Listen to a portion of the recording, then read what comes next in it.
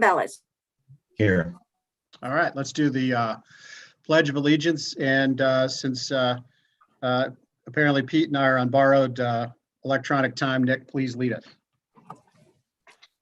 I pledge allegiance to the flag of the United States of America, to the republic for which it stands, one nation, under God, indivisible, with liberty and justice for all. All right, thank you, Nick. Anytime. So tonight we have this is a work session. So this is an opportunity for the trustees to interact and ask questions regarding issues that will be coming to the board. This will be a conversation between the trustees, and we have a couple of presentations. One is from Megan Haas, who I believe is on the line still. Hello. Megan is with KEI. They are one of the two consultants that worked on the COVID economic development study that we did. So this is an opportunity for the trustees to hear a little bit more about it and ask some questions, kick the tires, and get whatever information they need still. Now, we will not be taking action on this. This is just an opportunity for the trustees to get their questions answered and have a better understanding of these issues. But it will come to a board meeting in the future for adoption. So that's when we will have a broader discussion with the public in those meetings. Additionally, we've got Brenda Weimer on the line. She'll be talking about the CIC, a potential CIC. This is, again, it's a 30,000-foot look of what CICs do and what they're capable of doing for economic development, what other communities have been doing. So with that, I'm going to stop. I'm going to ask Megan to do a bit of a presentation regarding the COVID-19 study. So Megan, please take it away. Yep. Do you mind if I present my screen real quick? That would be fine. Eddie, do you have a problem with that? I do not. All right. Eddie's the gatekeeper, so you're in. Great. Can you see my screen? Mm-hmm. Yes, we Great. can. Awesome. Okay, so I'm going to keep it short.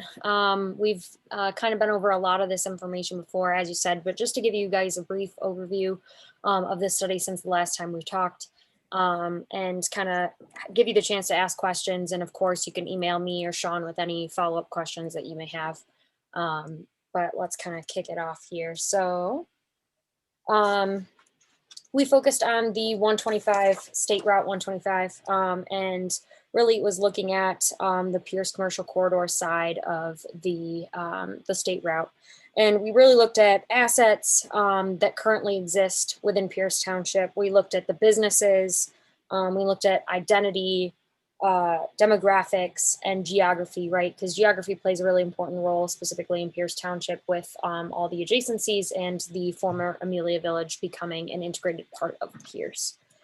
There were two major obstacles that we identified kind of at the start of this project, one being the incorporation and integration of the Amelia Village, the former Amelia Village, and the communication between both the private and public sectors to streamline and optimize efficiencies within the township.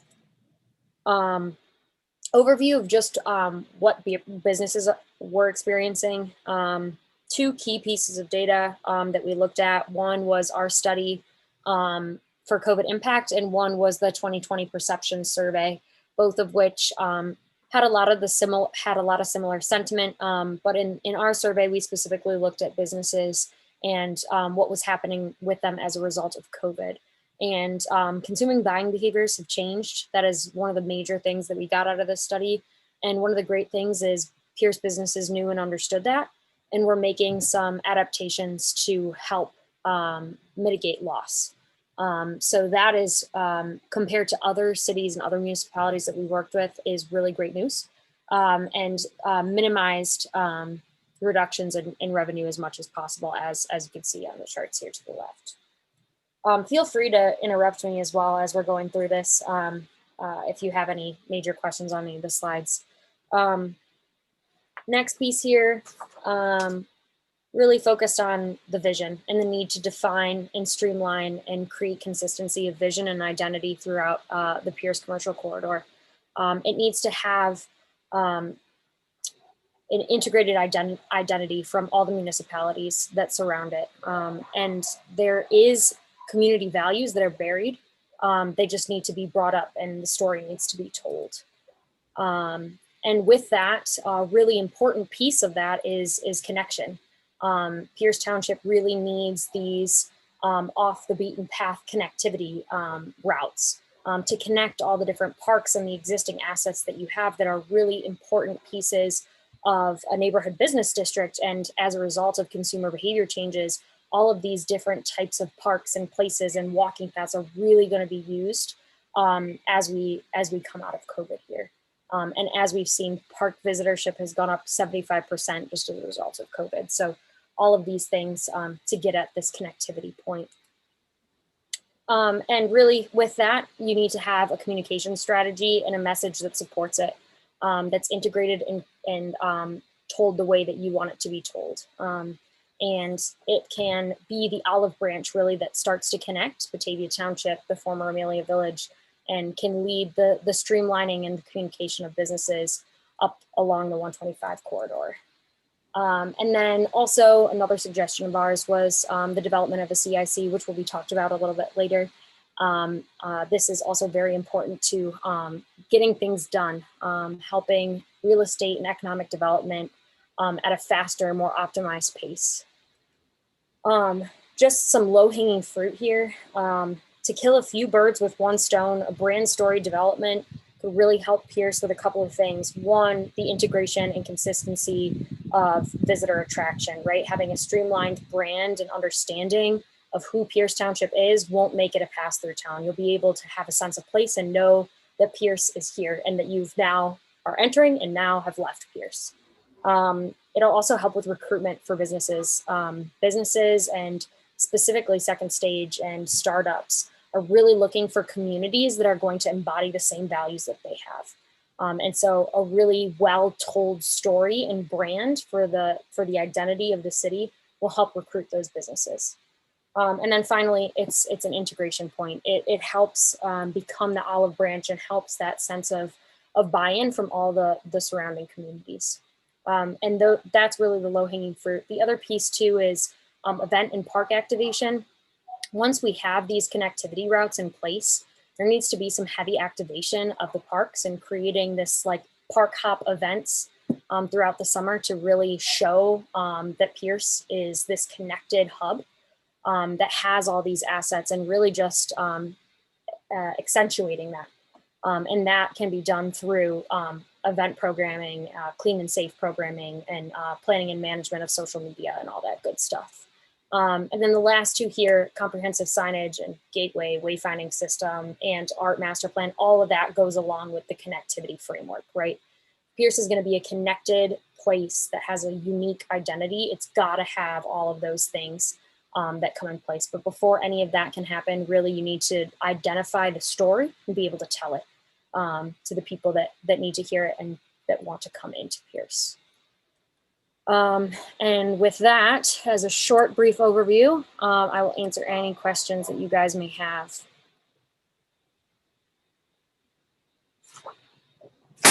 All right, Megan.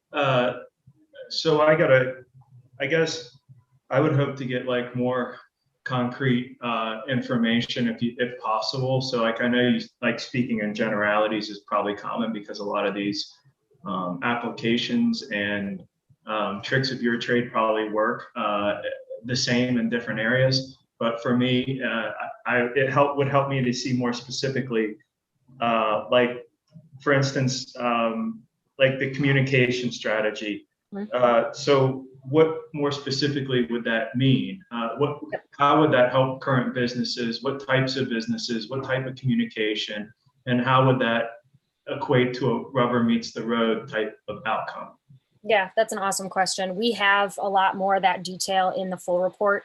And a lot of the information that I can actually answer this question with comes from sitting down and talking to businesses. I talked with over, I think, 15 or 16 businesses, had personal interviews with them and asked them these kinds of questions, like what does help look like?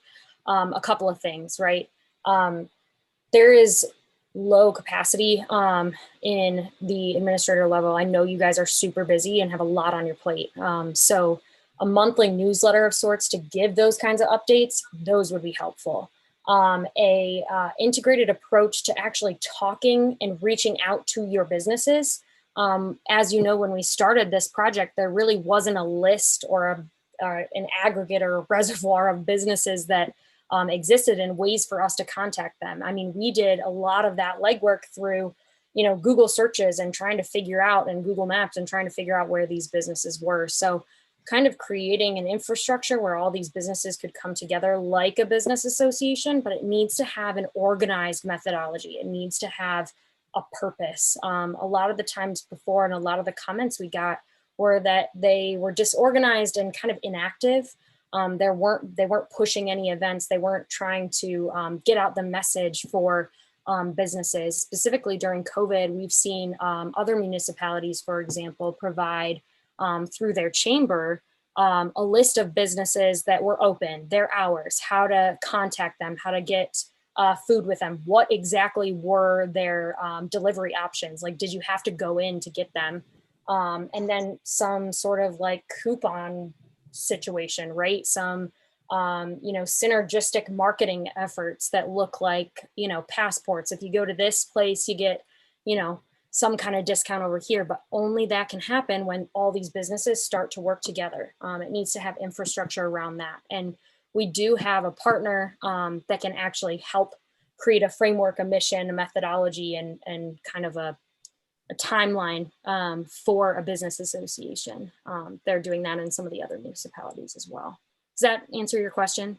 Yeah, very good. But kind of to add on to that, like briefly, like you're talking about, you need to come up with what your story is, and then you need to tell your story. But I'm assuming the groups of business and interconnectivity in regards to initial communications would help engineer that story essentially, and then you would tell it, but to whom and to what end? Yep, you got it. So a couple of different ways that you can take that. We have a basis of understanding of what that story is. We as a company have done brand strategy for over 30 years and bringing brands into spaces. So while we can start to tell that story, what that would look like definitively would be a commercial leasing deck. So we put together all the different potential property opportunities that exist within Pierce Township.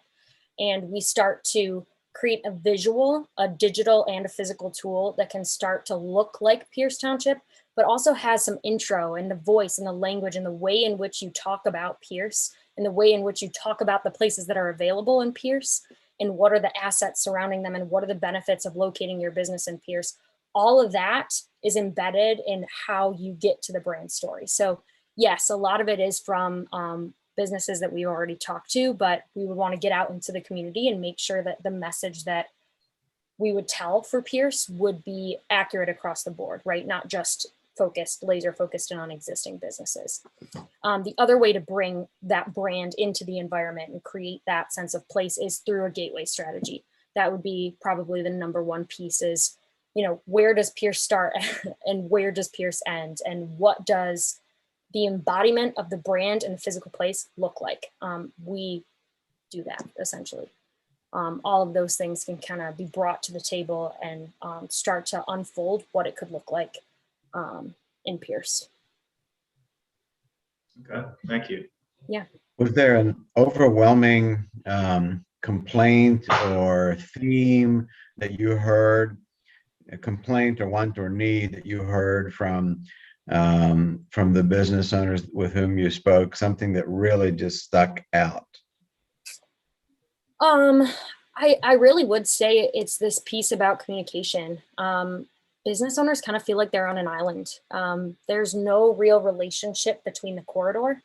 That is common in some municipalities, but the more infrastructure and what I mean by infrastructure, teams, coordinators, people that have the knowledge and the know-how to connect these businesses, that is what's gonna kind of move the needle. There's definitely a desire for public and private cooperation, especially with some of the land and, you know, now these quasi-public spaces, right? These sidewalks and storefronts and things that are vacant, right, can serve a different purpose. So all of those things to say they really want a sense of community in the businesses. Does that make sense? Does that answer your question? Mhm. Okay. Was there a general understanding and knowledge, I guess, a feeling that, you know, the folks with whom you spoke were now part of Pierce Township and not Amelia, since Amelia no longer exists? Was that generally kind of understood, or? Yeah, actually, I was surprised. I think that the most people that I talked to, the businesses, the stakeholders, they had an understanding of, you know, why that happened and were okay with it, and felt like they were a part of Pierce Township. But I think that there would be a benefit from some sort of connectivity, right, that brings together Pierce, Amelia, and Batavia, right, especially since from an economic development standpoint, State Route 125, half of it is Batavia and half of it is Pierce Township, right? You need to look at the opportunities from a cohesive standpoint instead of just trying to look at Pierce in a silo. Those are the things that are gonna, you know, not drive that synergy that could exist between businesses. You gotta have Batavia as part of the equation.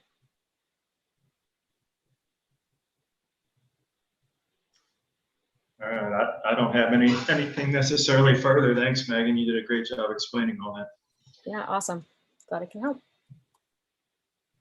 Okay, if you guys have nothing further from Megan, you can excuse Megan from our meeting, and we can move on to Brenda. Are you here? Let's see if I Thanks, can Megan. find Brenda. Thank you, Megan. That was great. Thank you. See you guys. Very good. There's Brenda. Is Brenda unmuted? I'm trying to get her that way. Yep, yeah, she is. Okay, Brenda, you are on with the discussion of CICs. Brenda? I think She's on- she might be she's- on the phone. She's logged. I think that she might have logged in a different location too. So trying to unmute the phone as well. All right, well, let's get her up so we can start talking about CICs. While you're trying to do. Can you hear me now? Yep, we can hear you now. Yeah. It's like Perfect. a commercial. Yes, I am on the phone. Okay. Eddie, I think she has a PowerPoint presentation that goes along with her presentation tonight. Is that correct, Eddie? Yes, he's getting it. Okay, cool. Brenda is an attorney with Dinsmore and Scholl. She does quite a bit of work for the township when it comes to some economic development work that we've done, the creation of TIFs. She's also active with some of the things that we did during the dissolution process in Amelia. So Brenda brings a wealth of knowledge on this issue. And, you know, since I'm not sure that we've had this discussion in much depth, I thought it might be a good opportunity for her to walk through, you know, kind of what the basics of a CIC and to at least take some questions from the trustees and see what our thoughts are. Again, this is not for action tonight. This is just for information. So Brenda, if you could take it away, that'd be great. Sure. Thank you, Alan. So you've asked me to give you some basics on CICs, which we all know are community improvement corporations. And they are separate nonprofit corporations under state law. And they are formed for the purpose of usually economic development, but can also be formed for civic development within a community or a combination of the two. So if you want to go down to the third slide, you can talk about the powers that the community corporation would have. Two more slides. Yep. Yeah. The next one, yeah. So CICs can actually borrow money, but they are borrowing money on the basis of themselves. The township cannot sort of provide a backup or guarantee or enhance any borrowing done directly by the CIC. So they can also take out mortgages, which townships cannot do for purposes of financing property and other projects. They can provide loans to businesses, usually, sometimes individuals who are business owners. It may be in the name of the individual or the business, but there's this little annoying thing in the statute that requires that the individual or business be turned down first by an ordinary bank for the loan before they can loan money to that business, which is different than, you know, the township. You have no authority to actually make loans to businesses as a township, as a governmental entity, but the CIC can make loans to the business. They can purchase real estate, own it, manage it, lease it, and sell it, transfer it, all those kinds of things. So they can do a lot with real estate. They can acquire goodwill and business rights, which are things, again, that townships cannot do as a government. They can also assume debts and liabilities of a business. In other words, they could take over an entire business and then be responsible for the business debt. Not suggesting that the CIC wants to do that, but it could. They can charge fees to the political subdivisions for services that they provide. One example of that is HCDC, which is a regional CIC in Hamilton County. They offer a variety of services to many of the smaller municipalities, villages, and townships within Hamilton County who don't have their own economic development departments, and they serve as, you know, economic development directors for communities that partner with HCDC. So CICs can provide services. They can enter into contracts with the federal, state, and local governments to either perform services, to receive grants from those governments, and they can do whatever is necessary to carry out any of their statutory powers. So they have powers more akin to corporations rather than powers akin to the government.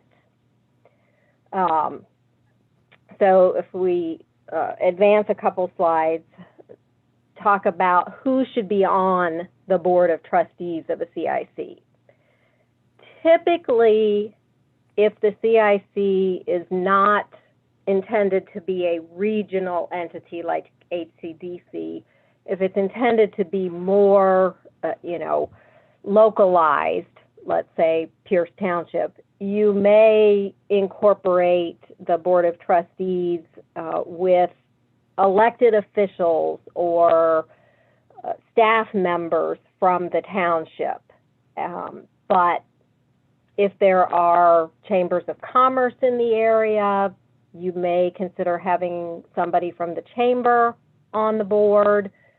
School district officials are sometimes, and area business people are sometimes added to a CIC board. Again, it partly depends on how localized or regional the CIC is intended to be, as well as what its mission and purpose are going to be overall, and what you envision it doing in the community. So, as I said, a lot of times CICs start out and their composition looks a lot like the government that set them up, but it doesn't have to be that way. The township can designate the CIC as its agent for economic development purposes. And so if it does that, there's a requirement that at least 40% of the board must be township officials. whether those are appointed or elected officials. So in most cases, a township or a city who sets up a CIC does so for the sole purpose of designating it as their economic development agent. So when you're creating the board, you need to factor that in, that you must have 40% of your board members be elected or appointed officials. And if other subdivisions, if you're having a regional CIC, if other subdivisions are also going to designate the CIC as their representative for economic development purposes, they need a seat on the board as well. So how many board members should there be is up to you. Oftentimes, the bylaws will be set sort of that the Board of Trustees can be 3 to 9, and they start out with 3. And then if the CIC grows over time, they would appoint additional board members. So you have some flexibility there in determining how big the board would be and who would be on it, and it could grow over time without having to start over. And so you want to keep in mind when you're setting up your board, what are the intentions of the township when they set this up, and what do they envision its purpose? Because if you want to designate it as your agent for economic development, you might want to make sure that people who are on the CIC board have the same sort of mission and goals that the township itself has. You can, correct those sorts of things in the future, but it's easier if you start out with a board that is, similarly goal-oriented to the township. So if you could advance a couple of slides, we've talked about that one and that one. Go to the next one, please. Yeah. So as we mentioned briefly, you can designate it as your agent. And then they would handle sort of economic development for the township. Now, again, as we said, if your board mirrors the township, it's, you're doing it with a different hat on, but the same people are doing it under a different set of rules. And the initial statutory purpose for CICs was industrial commercial kind of development.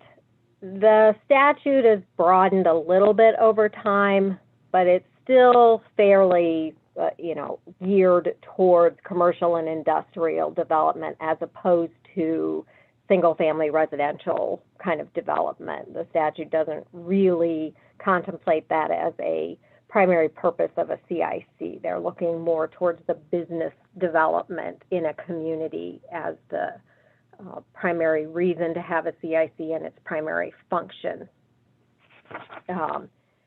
If the political subdivision were to designate the CIC as its agent, they have to enter into an agreement with the CIC and the township. The township has to pass a resolution to make that designation. So there are some formal processes that have to occur. And that's covered in the next couple of slides. And then if we skip ahead another one, the next one. This kind of lays out some of the content of the agreement that would be entered into between the CIC and the township for what it would do for the township. The first thing most CICs do is create what is called an inventory, and something that Megan sort of mentioned in her presentation. A list of all of the existing businesses and sort of the status of all of the commercial property. So, I think she was primarily talking about existing businesses, but the CIC inventory would also list all commercial properties, whether they're vacant, whether there's a building on it, but no one has an active business in it, So you'd have an inventory of all the possible places businesses could go, as well as all of the active current businesses in your community. And the reason that the inventory is so helpful is so that when, a business comes to the township or the CIC and says, hey, really love being in Pierce Township, but we've outgrown our space, any possibility that, there's someplace else we can go and, have more space, or, a business says, oh, hey, we're transitioning to a different model.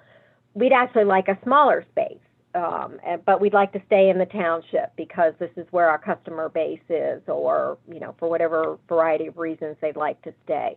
So one of the first things that the CIC does for the communities is put that sort of inventory together, and then they keep it updated. So the other agreement, covers things like whether the CIC is allowed to do certain things on behalf of the township. Are they allowed to buy and sell property on behalf of the township, which is another one of the primary goals of a township in using a CIC, because the CIC doesn't have to follow the same restrictive rules for purchasing and disposing of property that a township does. And so they often want the CIC to be their agent for purposes of real estate transactions. The CIC has a lot more flexibility, and it's easier for them to do that. In some cases, CICs will undertake the sort of, marketing and advertising role that, again, was alluded to in the earlier presentation. They may work with a chamber of commerce, if one exists, to help, promote the community, or they may undertake certain activities on their own to sort of promote the business nature of the community. And as we talked about, they can buy and sell land, and they can issue debt.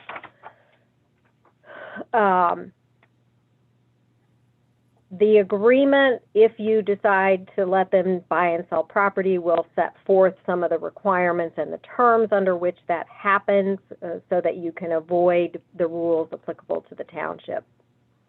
There is this little, on the next slide, there is this little thing in the statute that says that if you transfer property to the CIC that was once owned by the township, and you transfer it to the CIC, say, for $10, and the CIC turns around and sells it for $100,000, they have to return the profit to the township. It's that last bullet point there. Now, in some cases, the township may need or want that money back. In other cases, they may not. The CIC, let's say the township acquired the property several years ago for $50,000. And the township has no investment in the property. They haven't made any improvements. They haven't incurred any cost in upkeep with the property. They just paid the $50,000, and they've owned this piece of property for some time. And they decide to transfer it to the CIC for $10, and then tell the CIC to go out and, start marketing it, find businesses, get somebody to come in and put it to a productive use. And the CIC finds a buyer who's willing to, buy it for $100,000 and put a business on it. Well, under this provision, the CIC would be able to keep $10 and return $90,990 to the township. And the township says, well, okay, we made a, roughly $40,000 profit on this, but, or 49. The CIC has no money to do any programs or to undertake this marketing, or, hire staff if you want your CIC to actually have other staff than the township. they changed the statutes a couple of years ago and actually allowed townships to appropriate and, give money to the CIC if it is acting as your agent. So even though this bullet says they got to return the profit to you, you could then make a budget appropriation and give money back to the CIC for purposes of its operations and programs. So there are ways to get money to the CIC these days that existed for cities for several years before they existed for townships. In the past, townships could only give money to the CIC to pay its actual operating costs, and it couldn't give it money to actually run programs and do things, which meant that the township CICs were a little bit limited in what they could do. But they have rectified that and changed the statute, so you can now appropriate money and give it to the CIC if you so desire, if they have programs for which you would like to, fund their ability to utilize. So on the next slide, yeah. So as we've talked about, they help you undertake projects that maybe the statutes don't allow you to do, or the statutory requirements are just a little bit too cumbersome for you to get it done the way you want to, as quickly as you want to. There are also some instances when they can actually be the contracting party for certain kinds of work that you may otherwise be subject to prevailing wage and public bidding on that they are usually not subject to. So that's another kind of benefit of utilizing the CIC. In the past, CICs were originally created because they were needed in order to do industrial development bonds, but industrial development bonds are done so infrequently these days because the IRS rules make them practically useless to anybody who would qualify to actually use them. So CICs don't do a lot of those anymore. They're doing actual local economic development now. So I'm going to stop here and have you guys tell me what it is you want to know about CICs and what kind of questions you have. Pete, Nick, fire away. I think this is a pretty good overview of CICs, but I'm going to let Pete and Nick fire away with your questions. So, Brenda, my question is would be about like the loaning part of it. So, like they can't get a loan. Well, they could get money from the township, but they would have to personally back a loan. And my question would be, how could they personally back a loan unless they had an income stream? And if they have a revenue stream, then what is the revenue stream for something like that? Right. Just donated money from the township, or how does that work? Right. So legally they can go out and borrow money, but as you say, what bank is going to loan them money when they have no revenue and no balance sheet? Reality is, yeah, the bank's not really going to loan them money. So in some cases, though, as we saw in the presentation, the CIC can own and manage property. So let's say, for instance, the CIC owned an office building and was, leasing out the office space to tenants. And so the CIC was getting rental income. And then the CIC goes to the bank and says, hey, we need a loan so that we can fix the roof on the office building. And the bank will give them a loan, probably because the rents coming in will justify paying operations and repaying the loan. And because they can also now give a mortgage on that office building. So, yeah, a startup CIC with no assets and no income legally can go to the bank and ask for a loan, but the bank's not going to give it to them. You're talking about, sort of non-startup CICs that have actually got some assets or some income stream. In other cases, what's an income stream for a CIC? Like I said, HCDC is a large regional one, and they actually perform, as I said, many services for the communities within Hamilton County and charge for those services. So they have revenue coming in, from various sources, mostly services. So there's a variety of ways a CIC can generate income. How realistic or practical they are varies by each CIC and what's going on in that community and how big or small the CIC is. So real quick follow-up on that, just to understand, so I can understand better, like, the office building scenario. So you have a revenue stream because you have an office building, so you have a rent. Therefore, you can go get a loan because you have a revenue stream to pay, to pay the loan, and the bank's comfortable with that. But your startup CIC doesn't have that. So your startup CIC could have, let's just say, a revenue stream if they had an office building. They can't have an office building if they don't have any money. So how most commonly do they start then, as far as who funds them to get started typically? Right. So in most cases, the township or city that is setting up the CIC is providing the startup cost.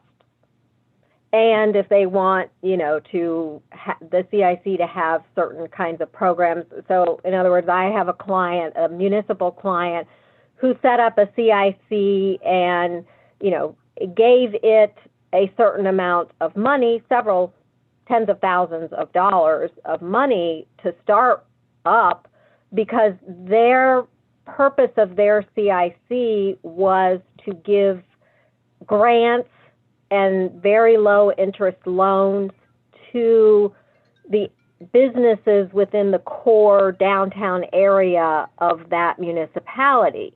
And the grants were to do sort of facade improvements. We want to improve the appearance of our business district to entice more businesses to come here. And so we want to fix up, the dilapidated buildings, and we want to provide money to the businesses to encourage them to fix up their properties and make our whole community better. And the city ended up, having to actually pay for most of that, and they couldn't necessarily pay for that directly through the city. It's not, government's not supposed to give out money like that, but they can give it to the CIC, and now you could give it to the CIC, and then the CIC can run those kinds of programs. But yeah, if you're looking for seed money, startup costs for a CIC from other sources, they are rare. You're usually the ones who are paying those, costs, and you're usually the one that is, fronting the seed money for any of the programs. I gotcha. Thanks. Brenda, I've got a quick question. Back to what your example of donating land, that the township were to donate a piece of ground to the CIC for X amount. If over and above that, the property sold for X amount, it would only the profit, we'll say, would be the amount that could be retained by the CIC. Did I understand that correctly? Well, no. So the CIC has to return the profit to the township.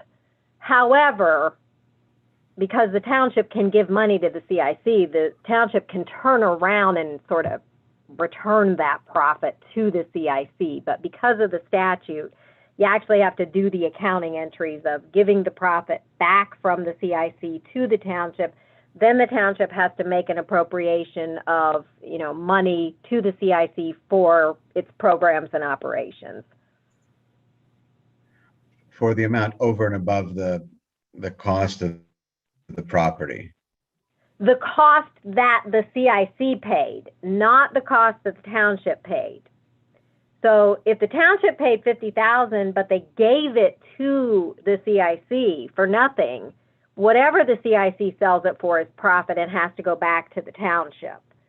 But again, then the township decides how much of that they do or don't need to keep in the township budget and how much they can afford to give back to the CIC. Very good. That answers my question. Thank you.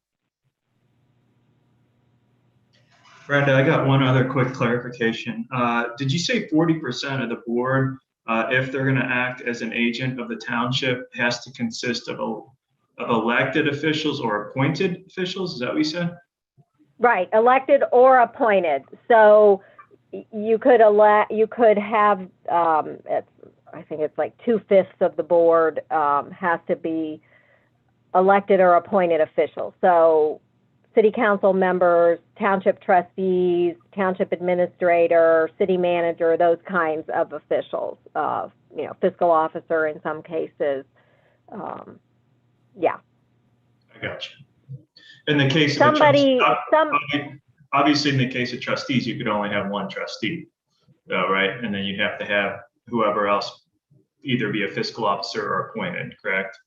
No. We have CICs where all 3 trustees are also the CIC members.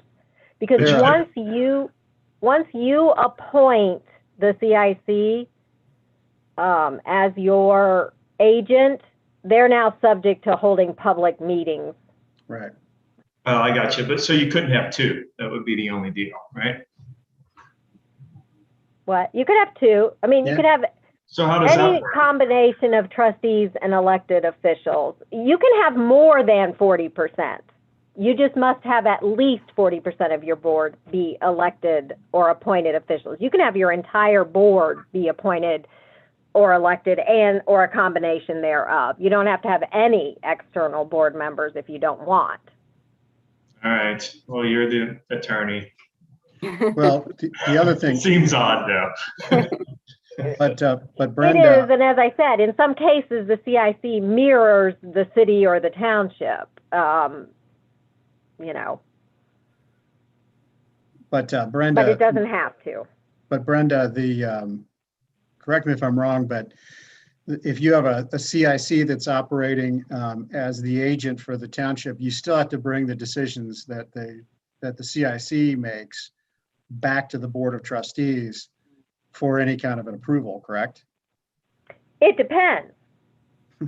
If you have an agreement, which you have to have, and the agreement says that the CIC may transfer property that is given to them by the township according to any, authorization of the CIC, they don't necessarily have to come back to the township. Yeah, but that's an agreement with the trustees that they approved in advance, correct? Exactly. So it depends on what you put in that agreement as to what they have to come back for and what they don't. Now, in many cases, how that gets sort of managed is that the township doesn't necessarily convey the property to the CIC until the township knows who it's going to then get transferred to. In other words, you don't often transfer property to them when you don't know what's happening to it, just unless it would be an income producing property that you want to give to them so they can fund their own operations. But if you're giving them a piece of property that you intend for them to sell and create some kind of business development on, which is, the ultimate purpose of the CIC, most of the time, if it's in your name, you're not going to transfer it to the CIC until you have to, so to speak. Right. Do you understand what I'm saying? Yeah, it's the strategy for your development. And right. So that way it comes to the township in essence because the township's got to approve transferring it to the CIC. And then the CIC, and then at that time you'd say, well, we're transferring it to the CIC for the purpose of, the CIC getting business XYZ on this, and, they've been authorized to sell it to XYZ, blah, blah, blah. So,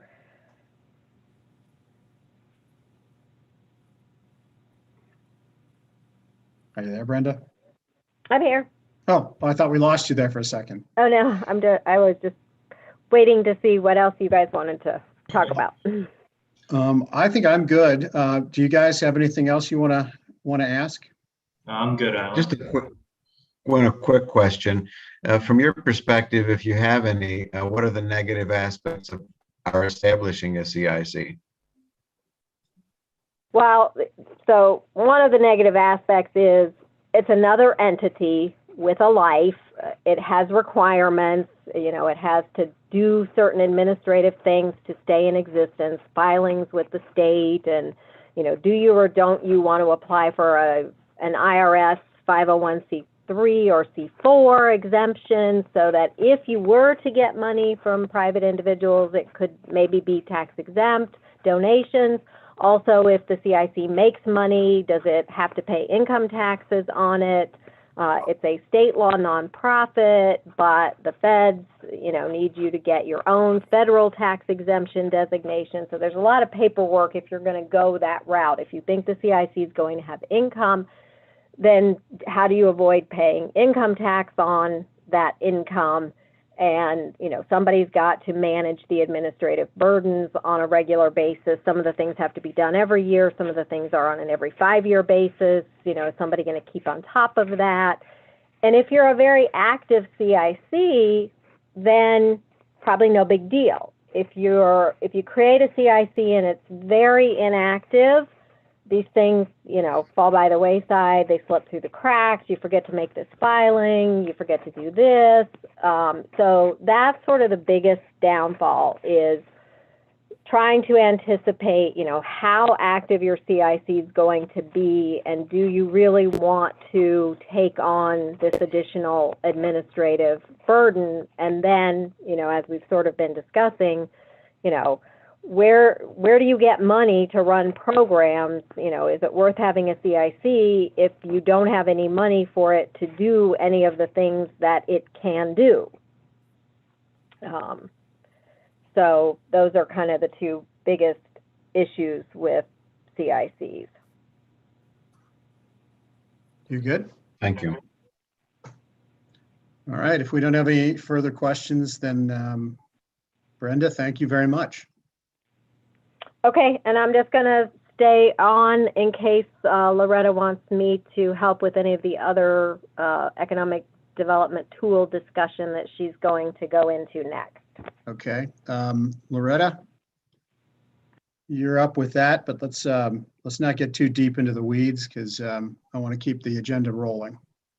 I agree. I really just want to mention these terms, and Brenda can help me maybe give a little illustration of compare contrast, because we haven't as a group talked much about tax abatements. We've talked about tax increment financing, which we've become familiar with, and that is something that can designate taxes revenue that we can use for public benefit for specific projects such as our parks and improving roadways, as we're doing with Bradbury Road. So I think that we're fairly familiar with tax increment financing, but we've really not talked much about tax abatement programs. And that's where programs like the enterprise zone that we are in the county, and we are in the process of amending to incorporate the Village of Amelia territory that wasn't in there before. Enterprise zone and community reinvestment areas are tax abatement programs for various purposes that can be used. And Brenda, from what I understand, community reinvestment areas were more intended to be focused on residential improvements in areas where investment was discouraged. But enterprise zone now that had been for certain commercial projects, I think under certain circumstances can also be used for residential. Now, I think there's a little bleeding together. Is that true? I'm not aware that an enterprise zone abatement can actually be used for residential. Well, for commercial residential, in terms, could either be for an apartment, which would be considered a commercial, or is that considered residential?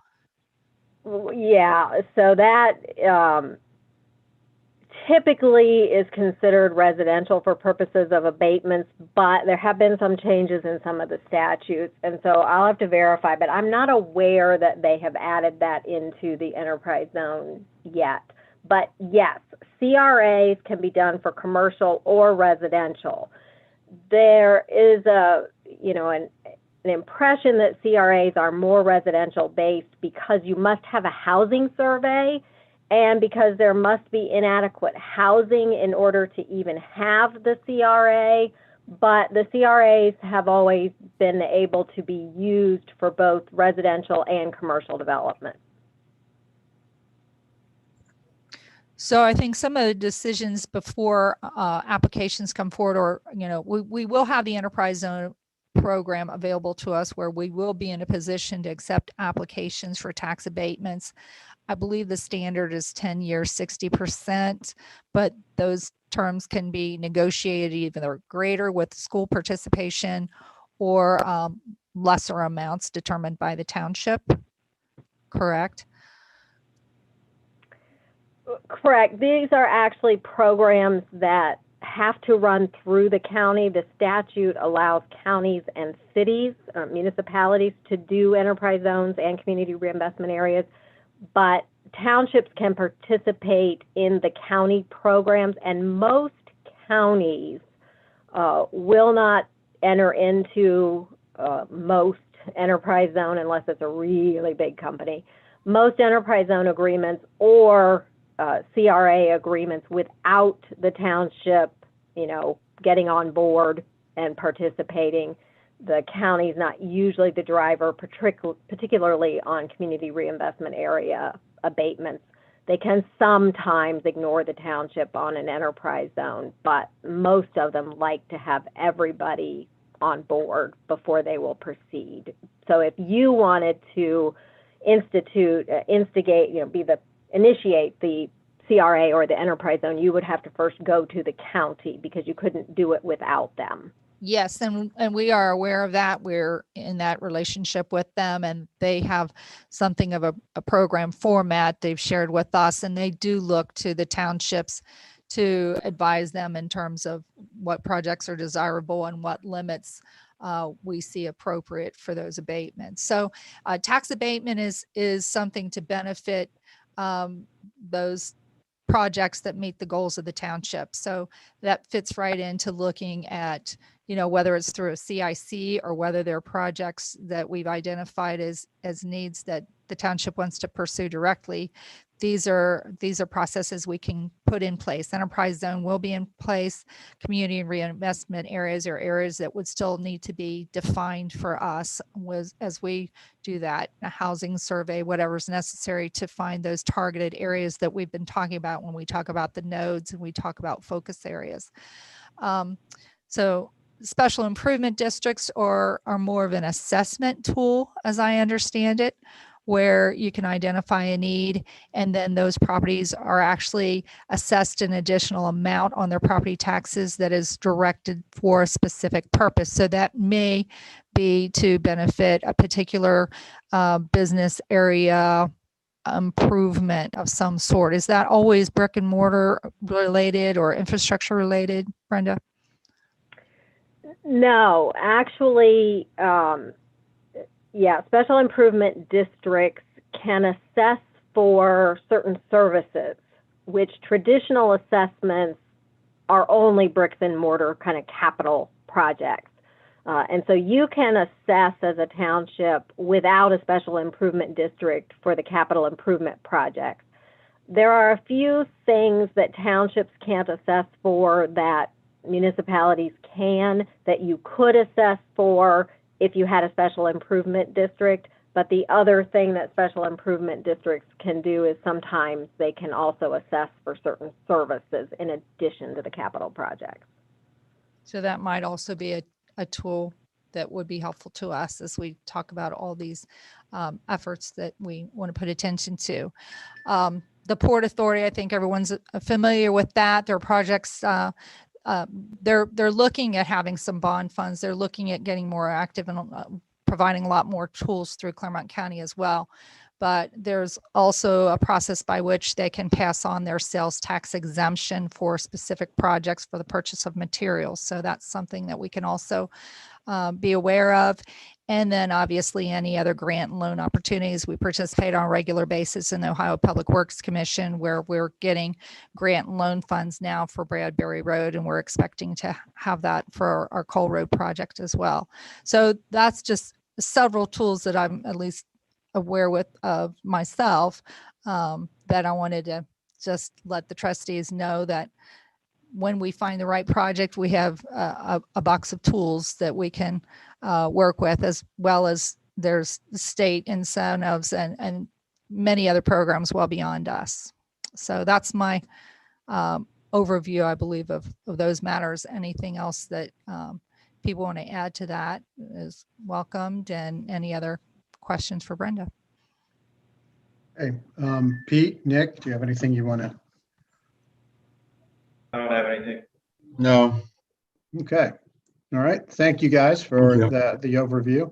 We're going to go on into, if there's no other questions from the crew, let's go on into other business. I'm going to try to, I'm sorry, I have to apologize in advance to our guests. I'd like to readjust our schedule here.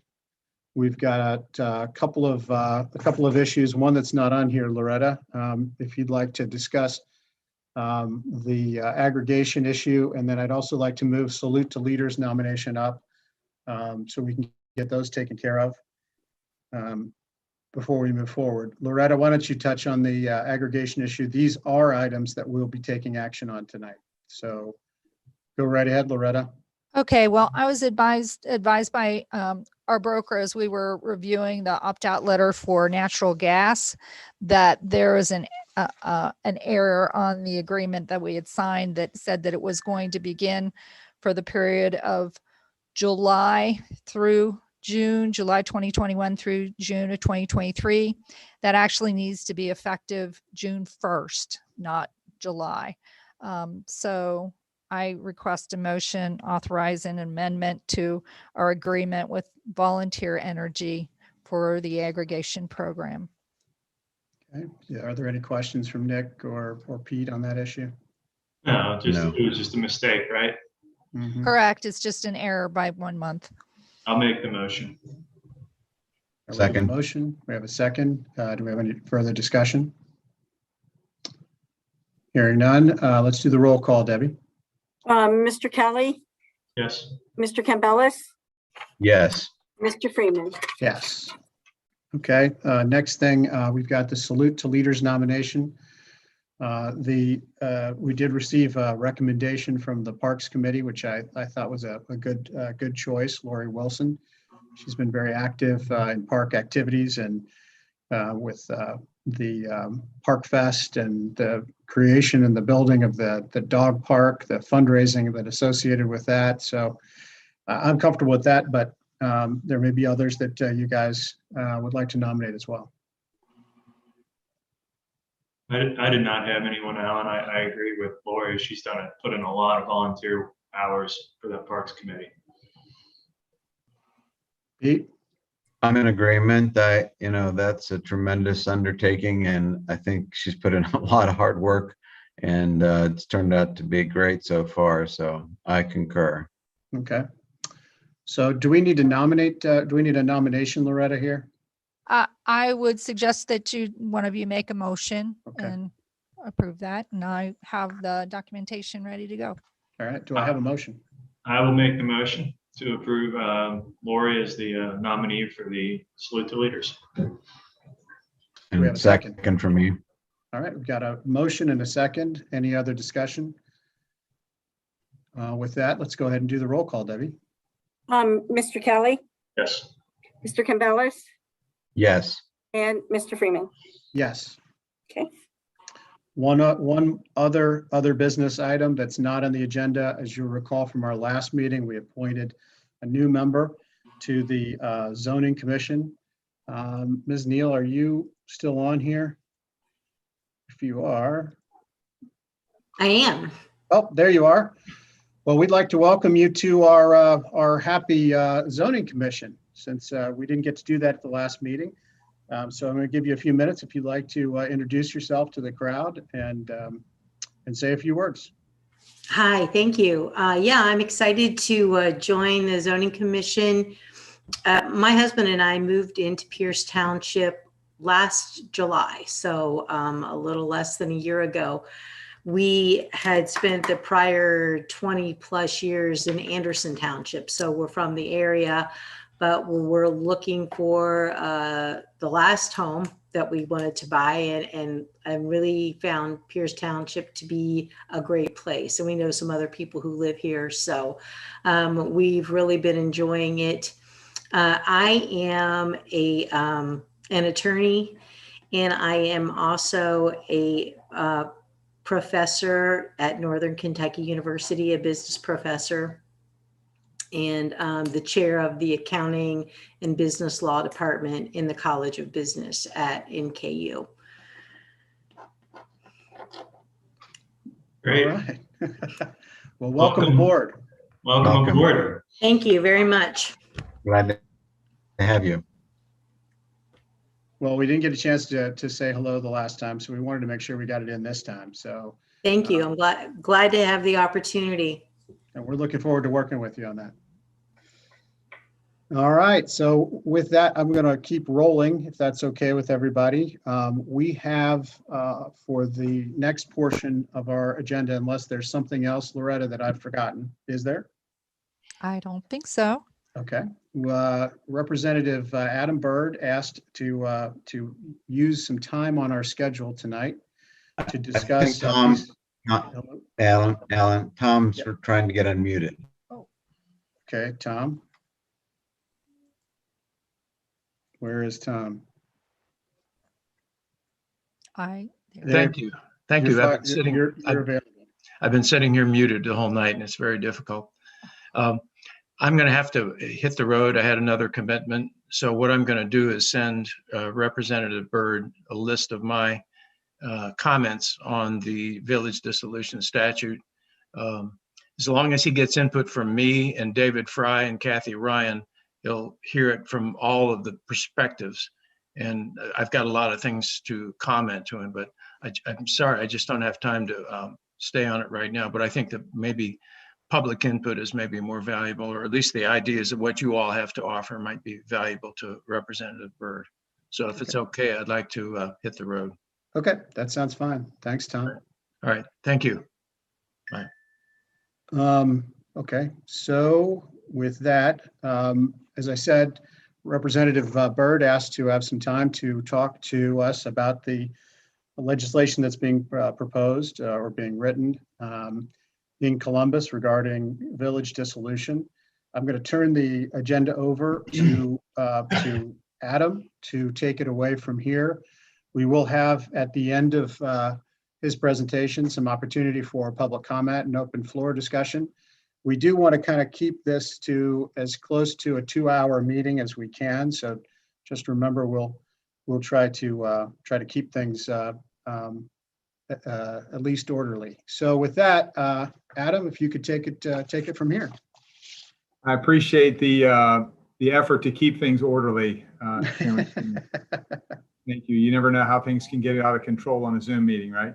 That's right.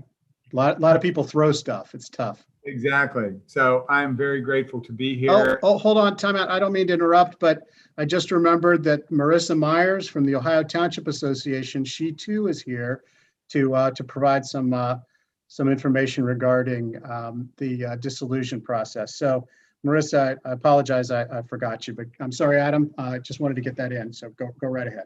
That's okay. And I'm glad that Marissa is able to join us today. Maybe Marissa can go ahead and introduce herself. Get her unmuted. She is there. She's live. Go ahead. There we go. Thank you. Yeah, for the officials that don't know me, I'm Marissa Myers. I'm the Director of Government Affairs at the Ohio Township Association. I'm your lobbyist in Columbus, and we've gotten the opportunity to know Representative Byrd pretty early in his term. He's really jumped into the township issues, especially a difficult one, which we appreciate. He's already knee-deep in village dissolution, which will have a huge statewide impact. You know, I know you guys know that Amelia is kind of the poster child for the issues in the code, and we're hoping to clean a lot of that up, but the OTA has been working on it hand in hand with Representative Byrd and Representative Schmidt as well, because it does have a big impact across the state. So I am here to offer any additional comments and insights, and just let you guys know that the OTA will be working on this as well. So I will turn it back over to the representative. Thank you, Marissa. And Marissa, I would welcome invite you to stay unmuted and jump in as you see fit. But the goal from the very beginning was to provide clarity to the issue, and no one knows better than the Pierce Township trustees, the Batavia Township trustees, and the village residents of Amelia how Ohio Revised Code did not do a great job of providing clarity. So, Representative Schmidt and myself have been trying to work hard together and cooperatively on this, and I really appreciate her input and her work on this as well. And so, I've met with, through the first couple of months of my tenure, I've met with the Village of Amelia residents, I've met with mayors in District 66, I've talked to township trustees, Claremont Auditor's Office, and so, from the beginning, really wanting to provide a process for bringing clarity to Ohio Revised Code in a transparent way, and definitely want local input. And so tonight, really, I'm very thankful for the opportunity to have what looks like a pretty good crowd on tonight that will help bring some input and some community engagement to this issue. We did schedule this meeting a couple of weeks ago. And so besides this meeting, I am meeting with the Brown County Commissioners next Monday. And I also am meeting with the Batavia Township trustees next Tuesday at their meeting. So, trying to get, a lot of flavor, a lot of viewpoints, and hopefully we've got local electeds watching tonight. And so I will tell you that the current version of our draft, and I do want to emphasize it's not been introduced. It's just a draft at this point. It's version 4. We've updated it several times, and based on the meetings that I'm having in the next week or two, and I think Rep. Schmidt is going to have a meeting, I believe, in her district. We'll most likely have a version 5 before we introduce it, and so again, emphasizing that it has not been introduced. I would suspect it'll be introduced into the Rules and Reference Committee. We'll put it into the state and local government. And so that committee will certainly be hearing proponent and opponent testimony. But we have been gathering input from a variety of sources, but now it's time to gather input from our own county. And so again, transparency is our goal and community input is our goal. So if we could go to the next slide. You see our stakeholders that have been involved thus far at the state level. The county auditors have played a part in this, County Commissioners Association, the Ohio Attorney General's, the Ohio Auditor of State, the Municipal Electric Association, the Municipal League, and OTA have all played a role. And so that's something that we wanted to do from the very get-go, is instead of drafting language and going to the auditor and then going to the Municipal League and then going to OTA and getting everybody's opinions separately, we got them all in the room at the same time. Marissa, anything to add to that? No, it's been a very collaborative approach thus far, so we're very grateful for that. Awesome. Next slide, please. So let's get right into it. And the first slide that you're going to see is what it takes under this draft, what it would take to get it on the ballot. And so 30% of registered electors would be required to place it on the ballot. That's a slight change from current language, which is 30% of those who voted in the last municipal election. So that's just a little bit higher, perhaps. There's also a 4-year, what we call a wait a while provision, if the bill is, if it's defeated. And so the reason for that, the philosophy behind that, is that when you get your petition certified, the village is essentially locked down. And so our goal, or our thought, I should say, is that a small segment of a village population could keep a village eternally locked down by continuing to submit these petitions. All right. And so once the petition requirement is met, the election is held the next general or special election. A simple majority of the village residents needed for passage. And then after the petition is filed with the Board of Education, no new liability by the village. So once that is filed, the village can enter into any new contracts or pass any new resolutions or ordinances. All right, so there obviously a court needs to be involved in this, and the Court of Common Pleas will have jurisdiction under the current language of the bill, the draft bill. And the township or townships absorbing shall file a legal action in order to get their name in front of the judge. And so this will be a little bit different. Here's where it really changes. The court shall appoint a trust, and the court shall appoint a receiver trustee. And the receiver trustee will have a lot of leeway, will have a lot of ability to hold the officers, the mayor and the village council, hold their feet to the fire, so to speak, hold them accountable in their move toward a complete transfer. That's okay. All right, so let's talk about the role of the receiver trustee. I would envision, and Marissa, we didn't talk about this, but I would envision that a receiver trustee would likely be maybe a bankruptcy lawyer, somebody like that.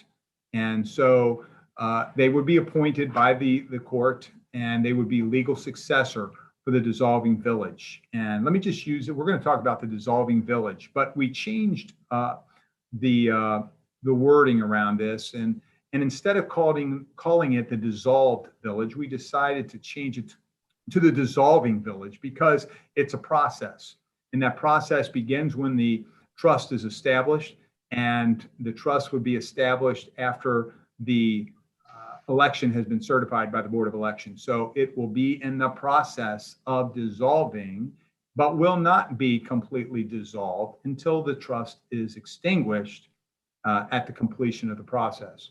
So it uses, the receiver trustee will use village revenues solely to pay off the debt of the dissolving village. The receiver trustee will provide notice to all creditors of the dissolving village. The receiver trustee will post notice in the newspaper regarding what is going on and what they are accomplishing. The receiver trustee submits accounting detail at the conclusion.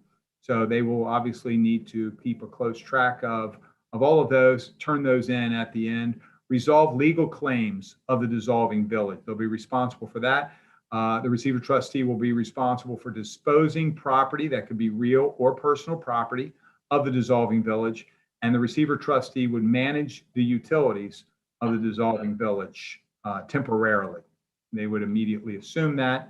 If we can go to the next slide, there's a couple of other responsibilities of the receiver trustee. We said that they would assume responsibility for the village's utility services, but shall promptly transfer the dissolving village's utility services to the township or townships as soon as is feasible.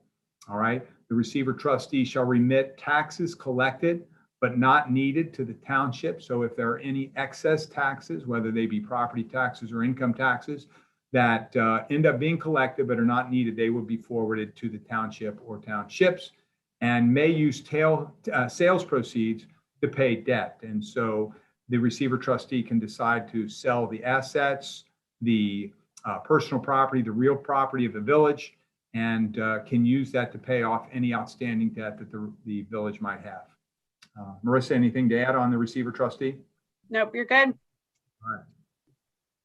All right, again, we look at that, we call it, it's called a dissolving village. And it starts to become a dissolving village the moment that the trust is established. And it stops being a dissolving village when the trust is extinguished at the end of the process. And so the village officially doesn't cease to exist when the when the Board of Elections certifies the elections. It doesn't cease until the trust is extinguished. All right. And so former officers, that would be the former council, the former mayor, those who were in office at the moment of election, they shall continue in their current position until the village ceases. All right. All ordinances and resolutions cease immediately upon certification of the ballot, except any tax resolution, and they would continue because we're assuming there may be some debt of the village that will need to be paid off by the village residents. And then village territory becomes a part of the township or townships in which it resides at the time the trust is established. Continuing on with the dissolving village, officers, the officers, the mayor and the village council shall tax only to the extent needed. And of course, they will be doing that under the guidance and direction of the receiver trustee. And those officers, the mayor and the village council, shall remit all tax revenue to the receiver trustee. And so the dissolving village is responsible also to pay the fees of the receiver trustee. They're responsible to pay the cost of an audit, the final audit. And this may the last point probably should have been put under the slide on townships, but special fund money from the dissolving village that gets transferred to a township goes into the general fund of the township. Continuing on with the townships, the township resolutions apply when the trust is established. And of course, that trust gets established when the ballot is certified. Township or townships pay for the safety services when the trust is established. The township or townships must use unexpended revenue that gets transferred to them by the receiver trustee. They must use that unexpended revenue on the area of the former village. Remaining cash passes to the township or townships in proportion to the absorbed population. And that was something we certainly talked about, population versus whether it should be by population or by land. And so we're still talking about that a little bit. Townships may use the funds to pay for legal fees. Townships may use funds that come to them from the dissolving village to pay for legal fees. And then the townships not responsible for outstanding debt of the dissolving village. And the dissolving village residents will be responsible for any of their outstanding debt. On the safety services representative, I think it's important to note that while the township would be picking up the cost for those, they can bill that back essentially to the village via the receiver trustee through monthly statements. So it's considered still a liability of the villages to pay for those services. So it's not like you guys are entirely absorbing the cost of providing those services to former village residents. You would be able to kind of bill that back until the village is officially dissolved, and then your taxes would apply to cover that area. Thank you. Taxes. The dissolving village may tax only to the extent needed in order to pay off any debt. The dissolving village may levy additional tax if necessary, and of course they would do that under the auspices of the receiver trustee. There will be no further taxes collected after the debt settles, except property taxes. In some cases, they would be paid for the remainder. So the next point talks about that. The next bullet: unneeded property tax shall not be levied after the tax year. And then township property tax may not start in the former village until the former village's property tax ends. And so I think that's an important point, that the residents of the dissolving village will not be paying property taxes for two different entities at the same time. All right, the employees. The employees' pay and benefits constitute an existing liability of the village and the village residents of the dissolving village. Records are important, and they need to be turned over to the receiver trustee. The receiver trustee will turn those over to the fiscal officer of the township absorbing the most population, if there's more than one. And then the title of any real and personal property passes to the township or townships. And let's talk about that just a little bit further. The title of any real or personal property passing based on the decision of the receiver trustee deciding how to divvy up those assets.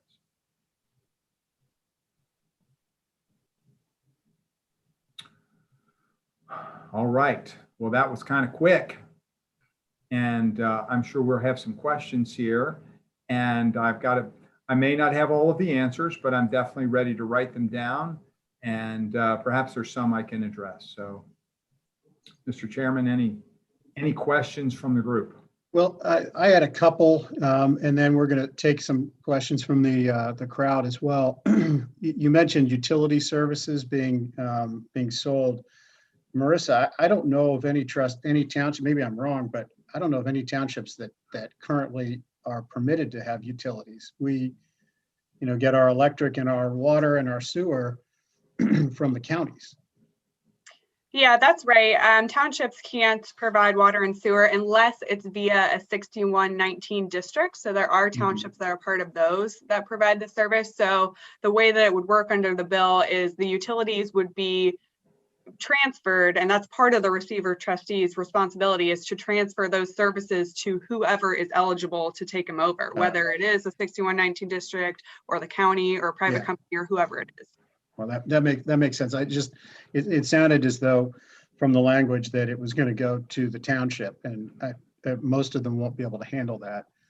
The other thing is that, and again, in our situation, as they might say, the cow's already out of the barn. So this legislation doesn't have a lot to do with our situation, other than it reflects in many senses what we've gone through. But when I see this, I also have to think about other townships and other municipalities that if they're going to go through this, like for instance, when I saw in here that it talks about paying the cost of the audit and paying the cost of the auditor, I'm looking at like a Neville or a place like that, or some other community that isn't going to shed a lot of revenue to the township, and I'm worried about the township who's now receiving this new municipality being responsible to pay an audit that they may not be able to afford. That's a concern that jumped out at me. Like a township that's in a more rural area that's not capable of a whole lot of revenue, but then now they're stuck with an audit they weren't planning on. So that's something to consider. There's just a couple of things that kind of jumped out at me, and probably Nick and Pete, you have some other thoughts as well. So I'd encourage you guys to jump in here too. Got a quick question regarding the appointed trustees' responsibility to divide up the property, real property, personal property. Is that going to be a discretionary formula at the trustees' discretion, or would that be something that would be more best considered based on population and so forth? My reading of the bill is that there would be a lot of discretion for the receiver trustee, but they would make those decisions based on population share. And it would be on fair market value of the property as well. The only comment I had quickly was that, I think in most cases when you have a village that dissolves, they're dissolving for a reason that has been a reason that's impacted the people that are voting to dissolve it. I would think more specifically, it's probably most of the time a disenchantment with the current administration, the mayor, the council, that kind of thing. The biggest glaring issue I would see is you have the receiver, and from what I see, they look like they were going to be performing most of the tasks, but you have a stipulation to keep the old mayor and council in, the same old mayor and council that were most likely, people weren't happy with them. And so they stay there, presumably maybe get paid again like they did last time. And, people aren't happy about it because that's kind of the reason they dissolved the village, perhaps. It obviously wasn't being run well. And so I don't see much that they'd be doing that you could hold their feet to the fire on, but they'd still be there for the entire dissolution process and in theory getting paid. So that was the only issue that really jumped out at me. Well, I heard a concern shared last night about timeline. And so when you think about the current situation, as you brought up, we have a timeline that there is no timeline. And so it continues to exist, continues to get paid. And so the next version of this bill may perhaps have a timeline in it of, I'm just spitballing here, but may have a timeline of 90 days. And if 90 days isn't enough, then the receiver trustee would have to petition the court for additional time. but so that, there isn't pay and isn't responsibility going on forever and ever. I will say that in some of the discussions that we've had with some of the community members, Renee Gerber had done some pretty good research on some of the other states that have done this.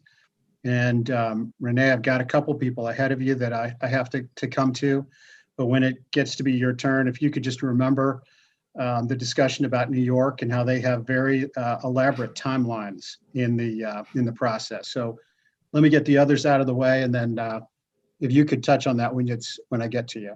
But guys, if you are okay, I'll open it up and let some of the residents have some questions. You okay with that, Nick, Pete? Yes. Okay. Looks like Mark Can had his hand up first, so I will endeavor to unmute him. Mark, you're on. Hey, Adam. Donna and I are listening intently. We like what we hear so far. I had three questions. One of them was timeline, and I would encourage you, based on your last comments, to incorporate some kind of timeline to give the residents and also the affected parties something to shoot for, because this thing's been going on for way too long. So please incorporate that into the next version of this, of your discussions in the bill and anything else that's going forward. Two other questions. One of them was the receiver trustee. Are you talking about one person here or a team of lawyers? No offense, Catherine, but lawyers sometimes, bog things down. Are we talking about one person or a team of people? And does that receiver trustee, do the mayors, the council members, all those people, do they report to that receiver trustee, and they take their lead from them? Yes, the intent of the bill is that the receiver trustee would be one person, and the village officers would be acting at the discretion and the intent of the receiver trustee. Thank you. Yes. Okay, is that it, Mark? Yep, that's it. Thanks. Thank you, All right. Mark. We'll add in that timeline if we can, and I think we don't want it to go on forever and ever. I think that'll help a lot. Ed, Yes, I think Ed McCoy is next in line, so I will unmute. We will endeavor to unmute Ed, but it doesn't seem to be working. There we go. Ed McCoy, you're on. How y'all doing? Mr. Byrd, I have a question. When you reached out to residents, did you also reach out to businesses in the village of Amelia? I did not, but I'd welcome their input, and I would welcome your thoughts as to which businesses to talk to, and maybe you and I could work together to coordinate that meeting. Okay, because it seems like that should have been something that should have been one of the priorities. Well, and also, did you reach out to anybody from the Free Amelia PAC? Is Renee Gerber a part of Free Amelia PAC? No, she's part of something different. Free Amelia is the group that actually spearheaded the dissolve. Did you? Well, I did not, but I welcome their input, and if you can coordinate a meeting with them, I would be more than happy to do that. Okay, because I just wrote down some questions as you was going through the slides. If you can answer them for me, I'd appreciate it. Sure, I'll do the best I can, sir. So why are we changing the 30% to 30% of the registered voters, as opposed to 30% of the voters from the last election? That's an important question. I think it's perhaps maybe the most controversial part of this draft, and the issue is that to dissolve a village is a serious issue, but 30% of registered voters is not unattainable, and it's still only 30%. And so to dissolve a village is a serious thing, and the village residents need to be seriously behind that. And it shouldn't be that difficult to still get out there and get that many petitions signed. So I think just it notes the seriousness of this act. And that's the best answer I could give to that. So the logic is because it's a serious act and you want 30% of the registered voters as opposed to 30% of the voters from the last election? I'm not understanding that part. Again, I don't know how better to say that. To dissolve a village, I think, is very serious. And so, the difficulty that the past year or so has been for the Village of Amelia residents and the townships absorbing, I think this show how serious this issue is and how difficult it can be. And there are many issues. And so to go down this path should require just a little bit higher standard, but it's certainly in no way insurmountable to get 30% of registered voters. Well, I was the one that spearheaded getting that, and it's more difficult than what it seems. Just so you know.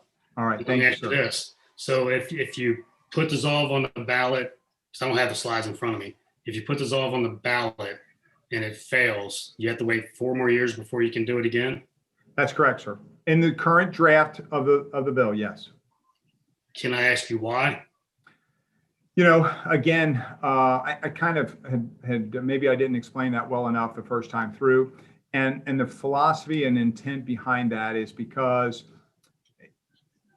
when that petition is turned into the Board of Elections, that effectively locks down the government, locks down the village. They cannot do anything else. And so it would be possible for residents to lock them down almost continuously every time it doesn't pass. And so, is 4 years too long? I don't know. I would say that 4 years is too long for, President Biden to be president, but we're stuck with that for, the remainder of his term.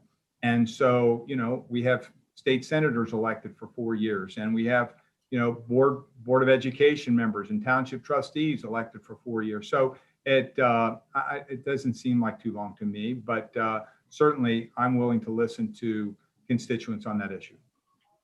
Well, I would say that 4 years is too long. It gives a tyrannical government 4 more years to be tyrannical. And it could have failed by a minuscule amount. And, I don't think we're trying to reinvent the wheel here. Why would we want to change the laws that are already in books, especially when it comes to that? That's like, what if a politician, if he lost his race, he couldn't go out for another position for another 4 years? Well, that often happens. That does happen. If you're something running for a else. 4-year seat and you lose, you got to wait 4 years before you can run again. No, but you can run. You can do something else. What if they had to wait 4 years before they could run for anything? Probably wouldn't like it, would they? Well, obviously there are multiple things that someone could run for. Sure. So I hear your thoughts, and I'm welcome to hear more from a variety of constituents on that issue. And if there's an overwhelming tsunami of strong feelings on that, I'd be willing to listen to that. Well, I can only tell you from Amelia's standpoint, I talked to the businesses. I don't think a business would like the fact that they have to wait 4 years to get that done again. Some of these businesses in Amelia were strong-armed. How would you like to be a business owner being strong-armed by your government, your local government of 1.79 miles, and then have to wait 4 more years to try to get them out again? I would think as a business owner, I think I would want to leave this village. So, that's why maybe you should have reached out to some of the businesses as well and get their input as well. Well, I'm still willing And to I can do that. I can line that up. I welcome that. And that the other thing, you use the word tyrannical. And so if a government is being tyrannical, it's time to vote them out. And so certainly there's opportunity to do that on multiple occasions, whether it's council members or the mayor. Vote them out. Well, what if the residents feel that that government's unneeded, the unnecessary government? Then you do what you did, which is to dissolve your village. Okay, but what I'm saying is most people would say it's probably not right to have to wait 4 years. So that's something that probably a lot of people would disagree with you on. Let me move on, though. We're trying to keep this under 2 hours. Hey, Ed, Adam, is there a way for Ed to get a hold of you so you guys could have a more directed conversation, perhaps an email address or something you can do? Ed, my personal email is birdadamc@gmail.com. That way, Ed, I think it would be helpful if you could organize, some discussion with some of the business community so that their voices can be heard in this as well. Because I think, Ed, you have a unique perspective, but I want to try to get some of these other folks in here like Renee and Tim. And Chris, I'll get to you, but I want to get to the residents first. And then Let me ask you this. What would be an example of an appointed receiver trustee? You mean who would be an example? Yeah, what would be it? I used the example before. I wouldn't want to take the role of the judge, but perhaps a bankruptcy lawyer might take that place. So it's going to be the judge's decision on that. Yes, sir. So what if there's a conflict of interest? That would be the role of the court to make sure that conflict of interest issues are addressed. Okay. What would be the salary of a receiver trustee? That was another question somebody brought up, and I think that's a fair question. And we need to do a little thinking on that as to whether that needs to be in law, whether there should be a minimum or a maximum addressed on that. So I think that's a fair question, and still trying to decide whether that should be codified or whether we should give the court freedom to establish that. And also too, the trouble with codifying a salary for a receiver trustee, salaries are different statewide. So what you might pay somebody in Claremont County would be different from Columbus, from Cincinnati, from Belmont County, wherever it is. So that's the trouble with trying to set that in code is, and again, to keep in mind that this applies everywhere statewide. Is there a chance that it will be an official of the dissolved village? I would not, I don't think we would codify that. I think we would leave it into the hands of the judge. And, I suspect you could petition the judge if you had strong feelings about that. Okay. All right. So what's the auditor's office role going to be in this under these changes? Well, I can answer that, Representative, if you want. The auditor's office, their position in all of this is their job is to audit public finances. They are not attorneys that are meant to be divvying out assets and dealing with all of the issues that came up in Amelia. So that's the purpose of having the receiver trustee and having the court involved, is to have a more appropriate party kind of negotiating how this all shakes out. And then the auditor's role is on the back end to look at the village's finances. And they do have the opportunity to review the townships if they see a need for it as well. But, they want to be back to their core function of auditing, not dealing with legal issues like this. Okay, so question I wrote down as we were going through this. So what happens if a village is in the red? When it pertains to the township having to provide services, what if there's no money in the coffers to go back to townships? Yeah, I think the legislation addresses that. The receiver trustee has the authority under this draft bill to levy a tax on the dissolving village residents in order to pay off any debt. So punish the residents more? Well, punish or hold them accountable for debt that they've accumulated. All right. Hey, Ed, can you let some other people have a chance at asking some questions? I have one more question, Alan. Okay, cool. Thank you. Why would the village have the authority to themselves to levy additional tax on the residents that got rid of them? Well, they can only do that under the authority of the receiver trustee. So, you know, Marissa talked a minute ago about that position. And I think one of the strong points of this bill language is that you have a third party who is not going to let the former mayor and the former council go off in a way that would be unfair to the village residents.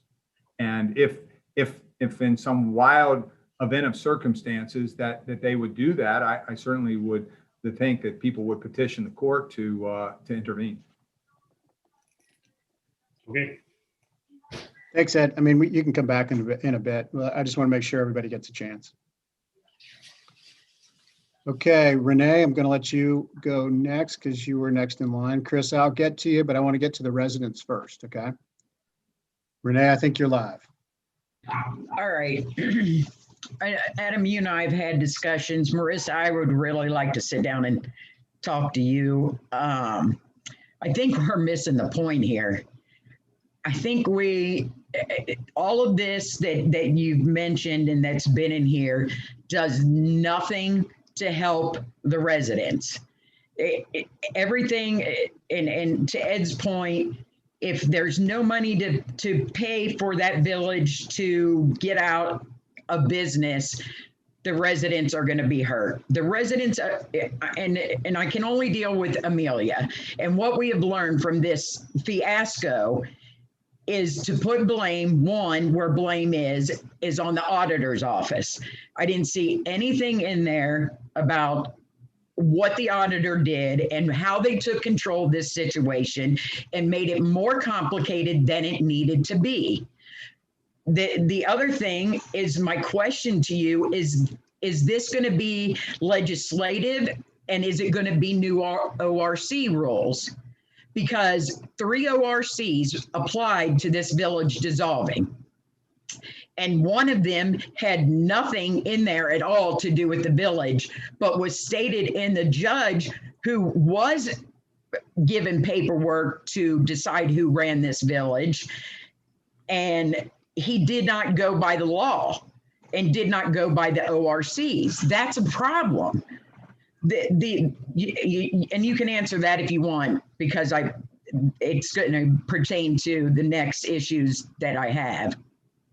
Well, it is going to be an ORC, and so, you know, it's going to be important for the court and the receiver trustee to follow the law as is. And so you made mention of, you know, if there's village debt, and so I would turn that around, Renee, and ask you, who should pay for the village debt if there is substantial debt there? Well, you know, I can't speak to that because was not our situation. You can go to Newtonsville, and I don't know what their debt is because it didn't affect me. Could I go look up to see what their debt is? But those in office should be held accountable, because if we're entrusting those officials with our tax money and they're misspending it, why then are we going to turn around and punish residents and tax them even more for the misdeeds of people that misspent the tax to begin with? Put them in jail, as far as I'm concerned, because they've broken the law, they've broken the mistrust. But again, it's going to go back on the residents, and that is not fair. And it seems like everything in here is to make it harder for villages to dissolve, which irritates me, and it's political and it's nonsense, because you put up a list of people who have been involved in this situation. Not one of those was an Amelia resident, a Newtonsville resident, a Neville resident, any resident that has gone through this process. And that is infuriating, because we're the ones that are living this nightmare of a disillusion because the auditor couldn't keep in their lane, and the attorney general couldn't stay in his lane, and every bit of information they gave to the townships ended up being wrong.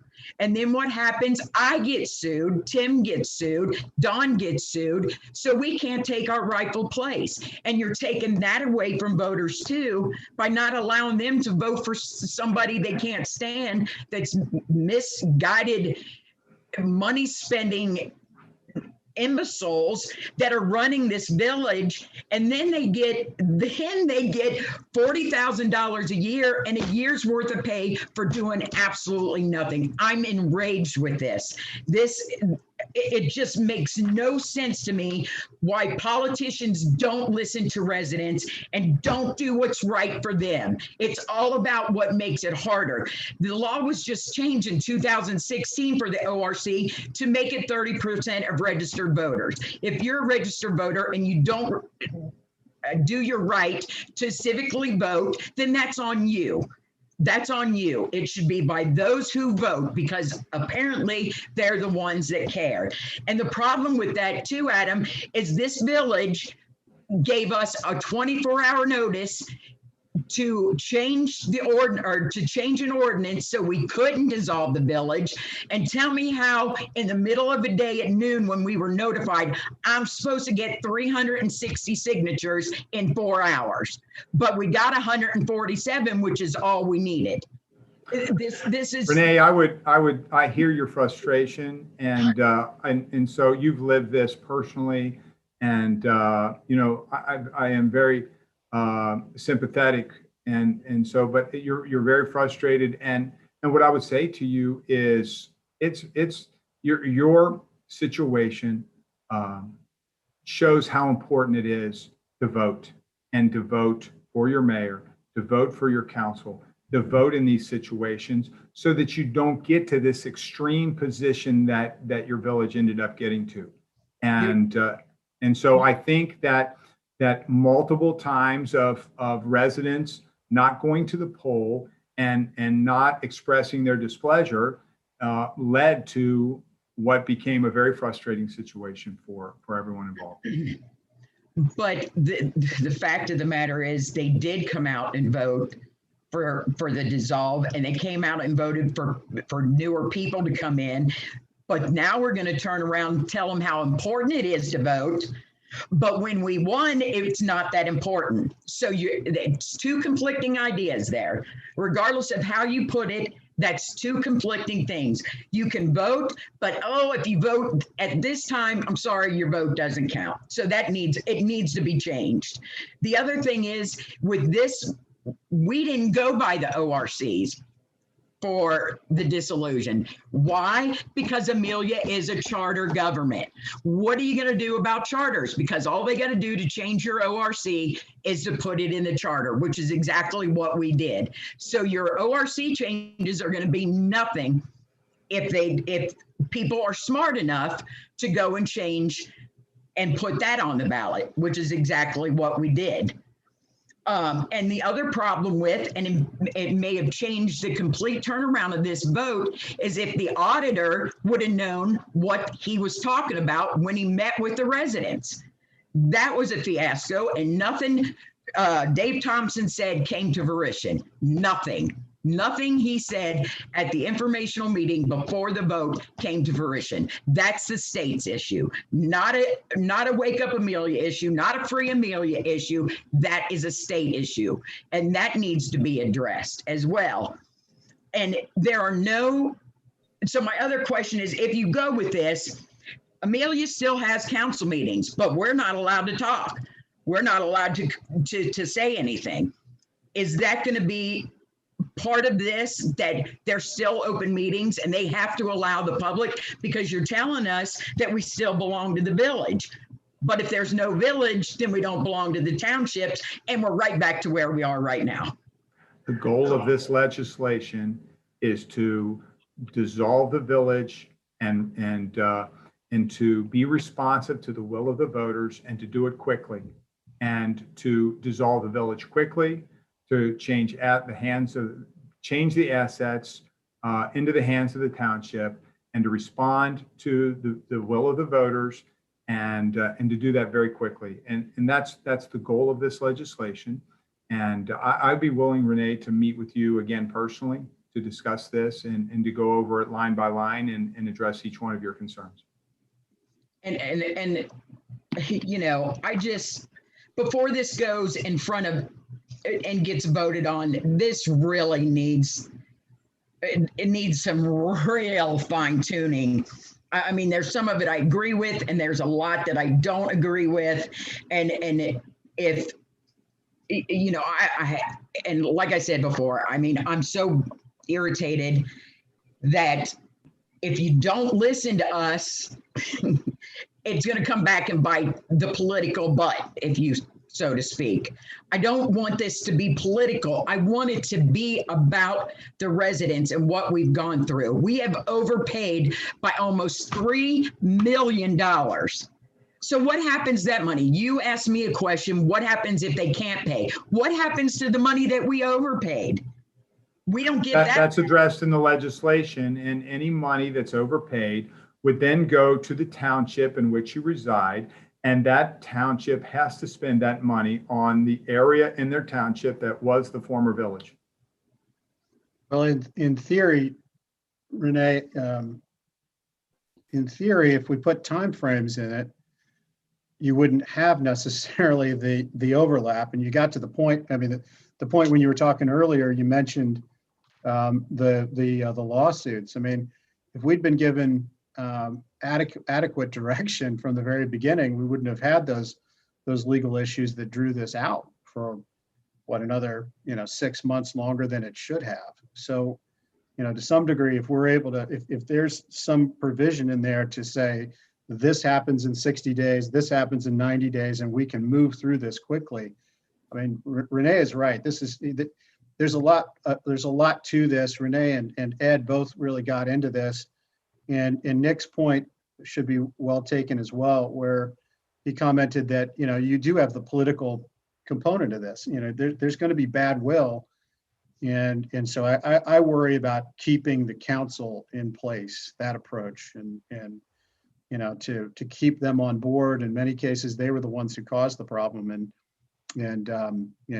created the mess.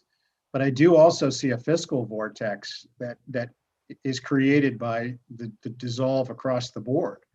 I mean, what happens if, again, and I mentioned it earlier, what happens if you've got a township that's not solvent and it's absorbing a village that's not solvent, or one that's a township that's barely solvent that now has to address the financial woes of poor management of the city. So there's a whole vortex that's created out of that mess. And so those are a couple of things that are, I don't know how you codify, but they probably need to. Renee, can I open up and let Tim jump in here? Yeah, give me a minute to breathe. Okay. All right, Tim, go ahead. Good evening, guys. Been listening to everything. Adam, we met, a few months ago and sat down and talked about some of these issues, Renee and I. And the thing I have is, with what you have out, out there for, it's kind. I'm finding it kind of vague to the issues that we've been going through, and also, as Renee mentioned, the charter will supersede the ORC. So if it's a chartered village, that means that no matter what changes are made in the ORC, it's not going to change anything. It's not going to change. So my point is, I appreciate the efforts being put in to try to change the ORC for disillusions. But Adam, let me ask you one question. What's the feeling in Columbus and some of your colleagues up there about the Amelia issue? I mean, I think based on what I'm looking at right now, we're not hitting the target right now. Well, certainly villages in Ohio do dissolve. I don't think that they're, and Marissa could probably speak to this a little better than I because she has a more statewide view. But I believe that the situation here in Amelia is vastly unique. And so it's just not something that, and honestly, this is not something that most statewide officials have experienced before. Marissa, am I wrong, or is there anything you can add to that? No, you're right. There's not been a village of Amelia's size or scope ever dissolve. Okay. No, This is extremely unique. It's very divisive. Obviously, there's strong feelings, and so it is what it was that led us to go down this path and to attempt legislation that would bring some clarity, so that another village wouldn't go through what Amelia's gone through. Right. And, there was one part in there that you had drafted that the village council, say on December 1, there was a village was going to go into dissolution by votes, that the current council would stay in place through the whole process. See, I have a real problem with that. If we're having a vote in November to vote for to dissolve the village, but you had a new mayor and 2 council people that were also voted on in that same election, but we were discounted. We should have been a part of this dissolution from the very beginning, because that current council and that current mayor is what put us in this situation. So what I'm asking you, Adam, is I think that needs to be a broader focus on, you don't put a villain in there. The people who caused this issue, that put it into a bad position back in office, you pay them for an additional year that they didn't do anything, and plus we're currently paying them. So I'm just asking, hopefully we can broaden that out a little bit. I appreciate your input, Tim. Thank you very much. And I've wrote down a lot of notes here. Okay. And so we would definitely take that into consideration. Yeah. And, at any point when we could get key players together who has been through this for the last 4 years, you know what? My phone is, always on, and we can get together and come up with some, some more dire issues that maybe that wasn't brought up in the dissolution that we know about, that the you folks don't know. There's no doubt that village residents like you and Renee and Ed have a unique perspective, that you've lived this like no one else. Uh-huh. And I totally accept that. And I think we need to have a complete hearing of your concerns. Yep, I appreciate that. Thanks, Tim.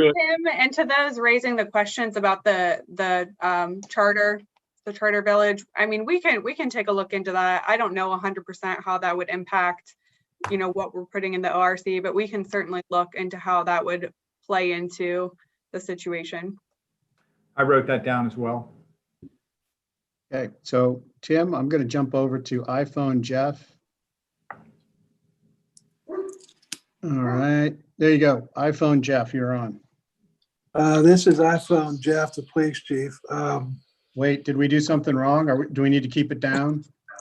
No. Do you want to take Mr. Hicks first? I think he was before me, and then I'll hopefully end it with my comments. Would that be possible? That sounds fine. So you're yielding your time to Mr. Hicks. Yes. Okay.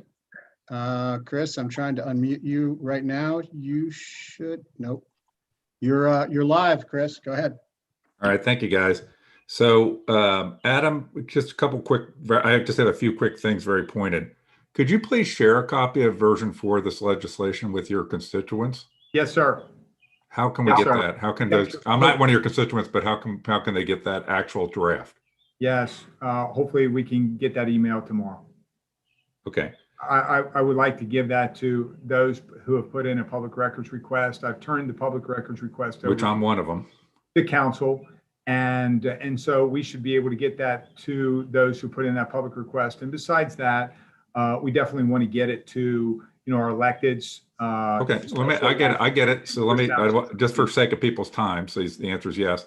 I think that this bill is fundamentally what you went through starting out, anti-competitive. It's anti-rights of the citizens. It's a complete opposite of limited government mentality. But let me give you an example on your first point you made, which was about the 30% registered voters, because I actually have the live numbers for Bethel to use as a comparison. Okay. Bethel had 313 voters, which by the way, you described the 30% as a little change. Okay, Bethel has 1,695 registered voters. They had 313 vote in the last municipal election. Under current statute, their dissolved number is 94 on a petition. So in your world, that number would need to be 508. So 508 people in Bethel would need to sign a petition, let me finish my comment. Sure. 162% more than the number of people that voted in Bethel, and 550% more than the number of people that would be required to sign a petition today. So this is clearly just a bill masquerading to make it almost impossible to dissolve units of government in Ohio. Now, I'll let you respond to all that. I'll get all my stuff out and then I'll mute and you can respond as you think is appropriate. So we are one of the least competitive states in the United States. Okay. We rank typically 48th or less in terms of business competitive. And the number one reason is the unbelievable complex layers of government in Ohio, where a county like Claremont County has almost 200 elective positions, even after Amelia and Newtonsville have dissolved. So we have to really be thinking in Ohio about how are we going to be competitive, and it isn't going to be by preserving little fiefdom governments, making it harder for them to get to trim down and get rid of government that's not really needed or effective anymore is not a Republican thing to be doing. Okay. So I take great umbrage at that. And I also take great umbrage at the 4-year thing, the 4-year pause. God forbid the citizens would lock down corrupt and bad government, which is something you fear by filing these things. I don't think that anybody in Amelia that was involved that I knew in the effort to dissolve felt like citizens were just chomping at the bit to dissolve their village. It took a long road to get there. And it took not just a vote, but it took a charter change. And then it took getting something on the ballot.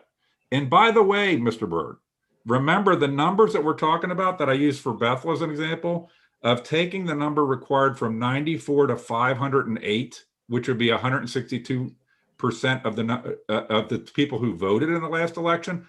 That isn't to dissolve the village. That's just to get it on the ballot and let people vote on it. So you're trying to basically block people from being able to even vote on these things by making it impossible to do so. Back real quick to the 4-year pause, and then I'll wrap up. I always love politicians that talk about limited government and their conservative principles, but they want a 4-year pause on being able to have a dissolution vote. But you say nothing about, for example, a 4-year pause on re-implementing income taxes over and over and over again, like in Bethel, that the council has done. They're repeatedly abusive to the citizens. I've never heard you or anybody else advocate that if a school district has a levy and it fails, they should have to wait 4 years to do it again. So I'd ask you maybe to brush up, maybe read a Ronald Reagan book or something like that, read something that is about conservative economics and conservative governance. But these things that you're putting in this bill, it's clearly, and I know now why you didn't tell me some of these things when I asked you on April 15th, because this bill is clearly a bill designed to protect layers of government that are not necessary in Ohio anymore and are part of a root problem as to why we're so uncompetitive. Look at our county, Adam. The villages across the county that are some of the most destitute places in our county are the highest tax places because of their income taxes. That's not working. These village models have become fiefdoms. And by the way, let's not forget, just in case anybody would get confused, if a village gets to 5,000 people, it becomes a city and it legally cannot be dissolved. So these are places that have gone on for decades. sometimes millennia without ever having attained a growth to get them to 5,000 people. It's highly inefficient in a modern society. It's a throwback to frontier stuff. It's like the township model is. And I would just ask you to basically, maybe the same thing will happen with this as on your don't test kids that have been out of school from COVID bill, and the whole thing will get reversed. If anything, it should be easier to dissolve unnecessary places.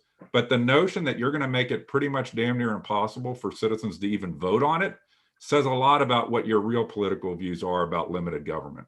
So you can respond to any of that you want, but I appreciate, and Alan, I appreciate the opportunity to be able to speak. I actually looked at the village of Bethel, the number of registered voters in Bethel as an example when I was working through that. And I maybe I made a mistake, but I certainly didn't find 1,600 registered voters in Bethel. And so again, if I am wrong on that. How many did you find? I thought I found 500. Registered okay, there's voters? only two precincts in Bethel. Okay, well, precinct in Claremont County would be way more than, if there are two precincts, it's going to be way more than 500 voters. Yeah, as a precinct size. Where I got the number from Adam, and I'd love to make sure we have accurate numbers. I just did while we were talking. I went and totaled the voter database for Bethel. Mm-hmm. So that's how. So you might also define what that means. So I just gave you a number that was as of, I think it was January 1 or so of this year.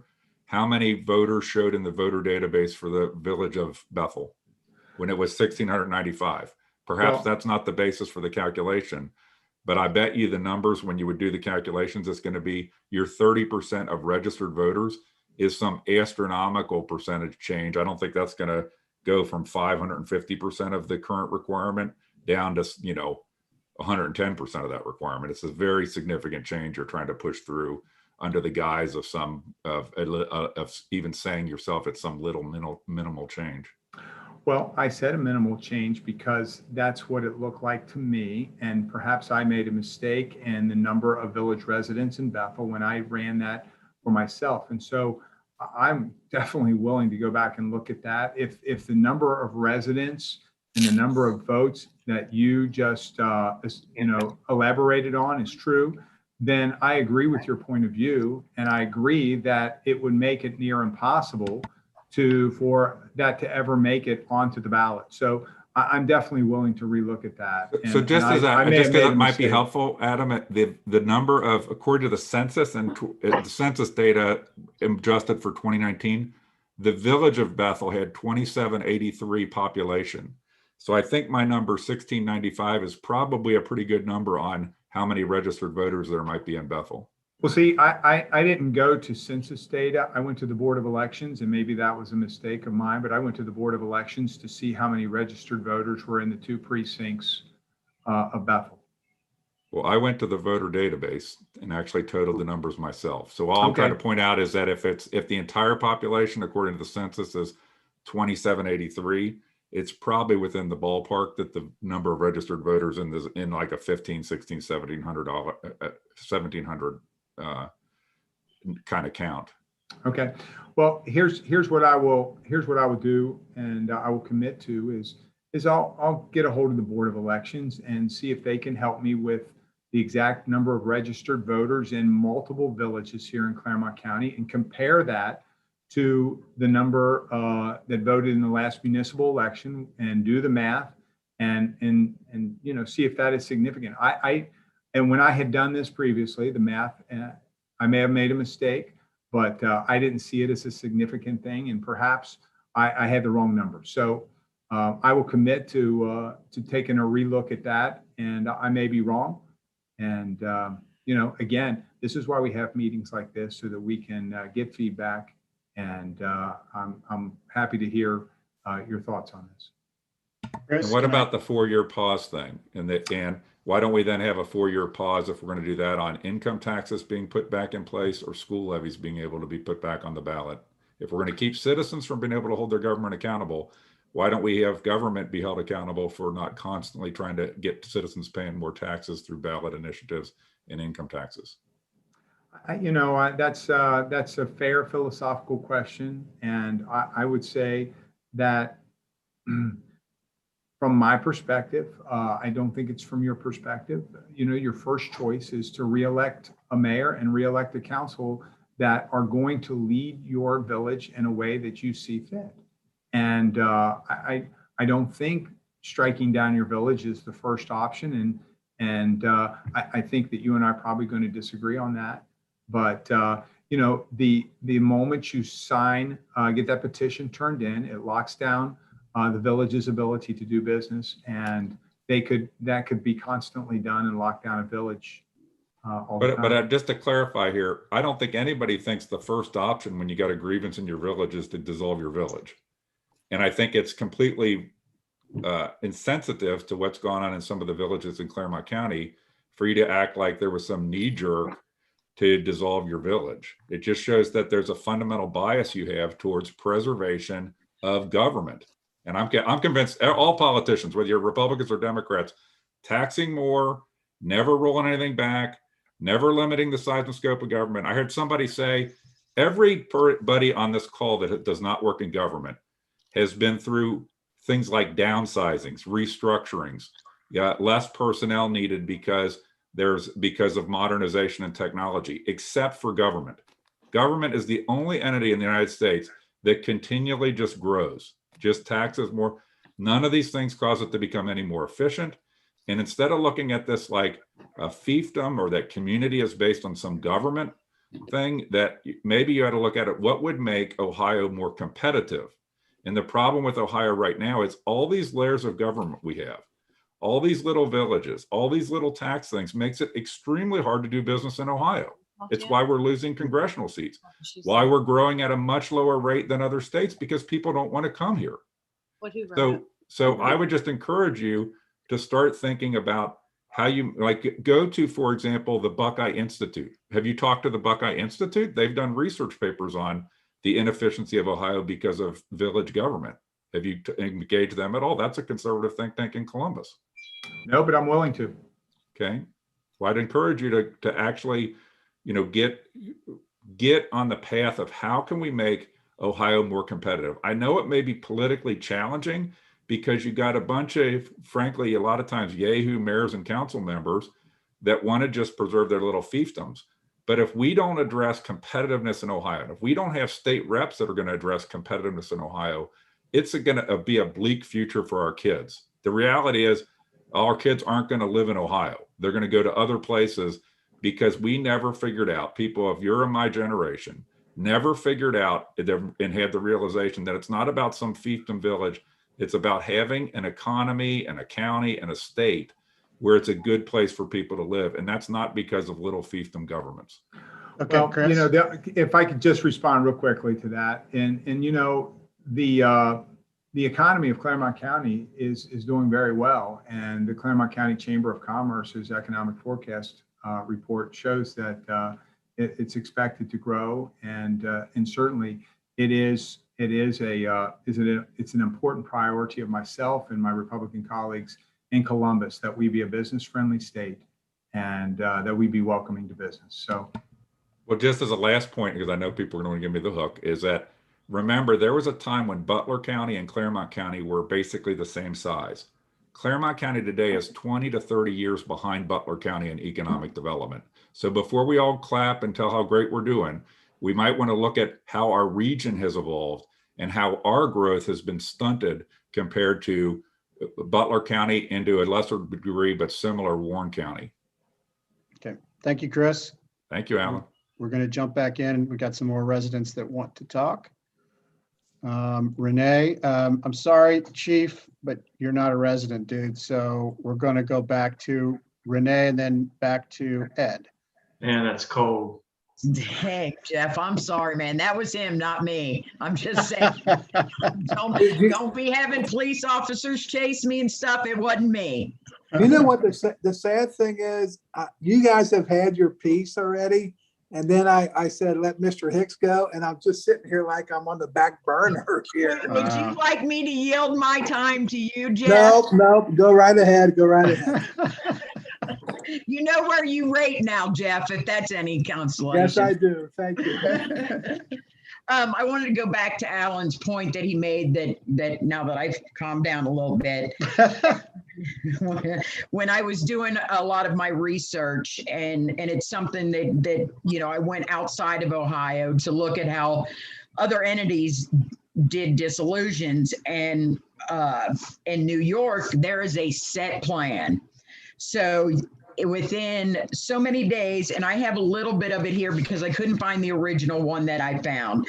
So when the proposed dissolution is being brought up, or no, it's going on the ballot, there needs to be a meeting, a public meeting, not like what we had with the auditor, but a public meeting that, it goes down this list of how things are going to be done. There's no variating from that list. You go right to that list. After the first 60 days, then you have another public hearing with the public, which is us, the residents, and you update them and you go down through another list of things there are to do. One of the things that was on that list that wasn't done here and now is going to be left to the townships is there was no accountability for any items that there was no inventory. It was just, here's the buildings, and Loretta can correct me, or any of the trustees can, but there was no real itemized list and values of what it costs us as a village, and then what it should cost in real, market value prices. So basically that money, since the debt is going to be paid off, is going to go to 6535 to the townships.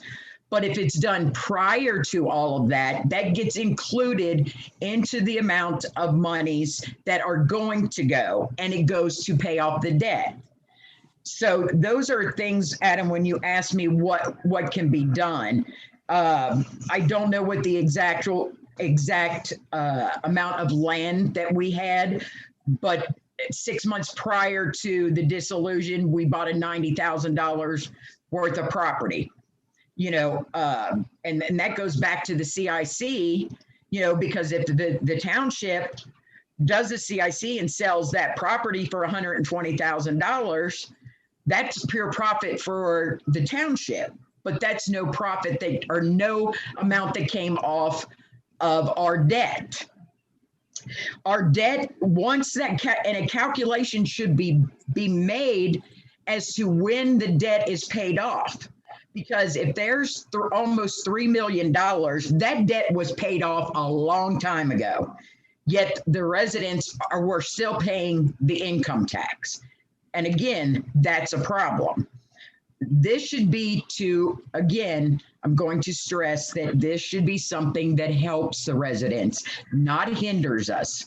I hate politics. I hate it. It's just all what can be done at a level that makes things easier for everybody else except us. And at this point, those things need to be put into this bill, or this, I don't know what to call it, but, that need to be looked at. What is our guidelines? What is our timeline? 60 days, 60 days, because here we are almost 2 years out. And everybody keeps saying the village, the former village of Amelia, we're not a former anything. We're still a village.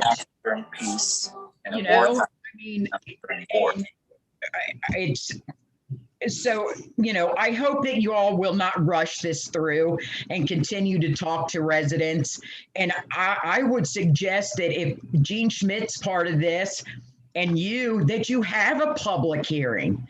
And let people, I know it's probably frustrating that we're coming at you, but you're not going to be able to change it unless you know what we went through. And nobody's lived it but us. And you can, I know you can say you understand and we want to, but you're not changing it for the better. And, I said at the beginning of all of this, if another village came to me and said, should I dissolve at this point? Absolutely not. Not until something is changed in the state of Ohio. Renee, would you suggest that I go to the state of New York's state law on dissolving a village? Yeah, I'll try to, I looked all, and I may have printed it out. I've just got boxes and boxes of paper. So I'll look at that and I'll try to send that to you, Adam. That's okay. Well, you can send it to me and I would welcome taking a look at that. I also, I've got some help in Columbus that can help me look that up. Perfect. But like I said, please, work with us and not against us. That's all I'm asking. We've had enough of this, people working against us. And that's why that we are where we are. When people, not having public meetings is a big issue. And that was the problem in Amelia. When we were shut up, we were stifled by the mayor and council. We weren't allowed to talk, people getting arrested. It was just people getting arrested. It's people, me, okay. You. But, I mean, work with, even if it's me and Ed and Tim and, more residents, I'm sure would love to tell you their horror stories. Renee, if I wasn't willing to work with you, I wouldn't have already met with you. If I wasn't willing to work with you, I wouldn't be here right now. And I wouldn't have committed already to Ed to meet with him and business leaders. And so, we haven't introduced this bill yet. And that's why I'm here tonight. Good. And I thank you. And I thank you for sitting there and getting the daggers thrown at you. But that's what you signed up for. So sorry about that. So Renee, I'm going to try to wrap this up, and I'm going to let Ed go. And then Ed, let's see, I'm trying to unmute Ed. All right, Ed, I know you don't give a crap about me, but please make it quick, because I will never be able to drive down the streets without looking in my mirror and seeing cruisers behind me. So if you can save me now, I'm going to let Jeff wrap up. All right. Did your legislation mention anything about what happens once the petition's filed? Yeah, once the petition has been filed, then the village cannot pass any more resolutions. It cannot pass any more ordinances. It cannot sign any more contracts. So, because what happened to us was once let me backtrack. What happens once the petition is presented? Petition is presented to the council. To village residents, asking them for their signature? No. What happens when the village residents present the petition saying we are dissolving the village? They're going to present that petition to the Board of Elections. Right. So they don't. So in other words, Ed, in the past, you had to present the petition to the council.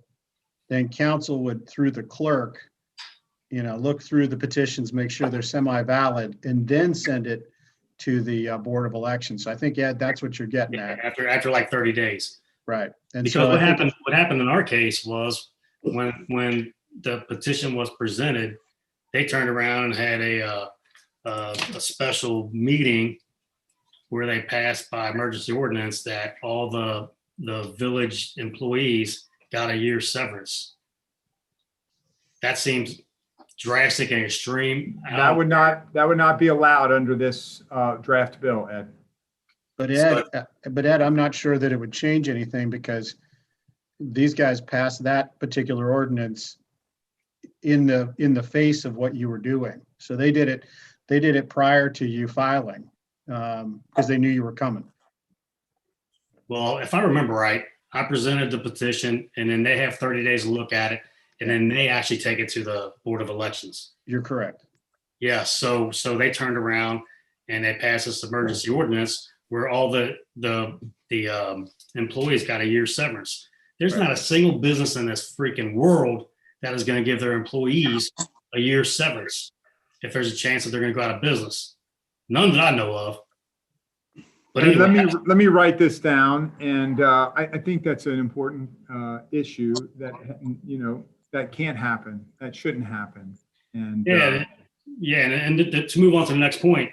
Ed, if I might answer your question before you go on, under this draft, you wouldn't be required to give the petition to the city any longer, or the village rather. It would go straight to the Board of Elections. So there wouldn't be that 30-day gap anymore. Right. So once it's filed with the Board of Elections, then the village would be unable to pass any pay increases or severance packages or anything like that for their employees. So hopefully this would address that.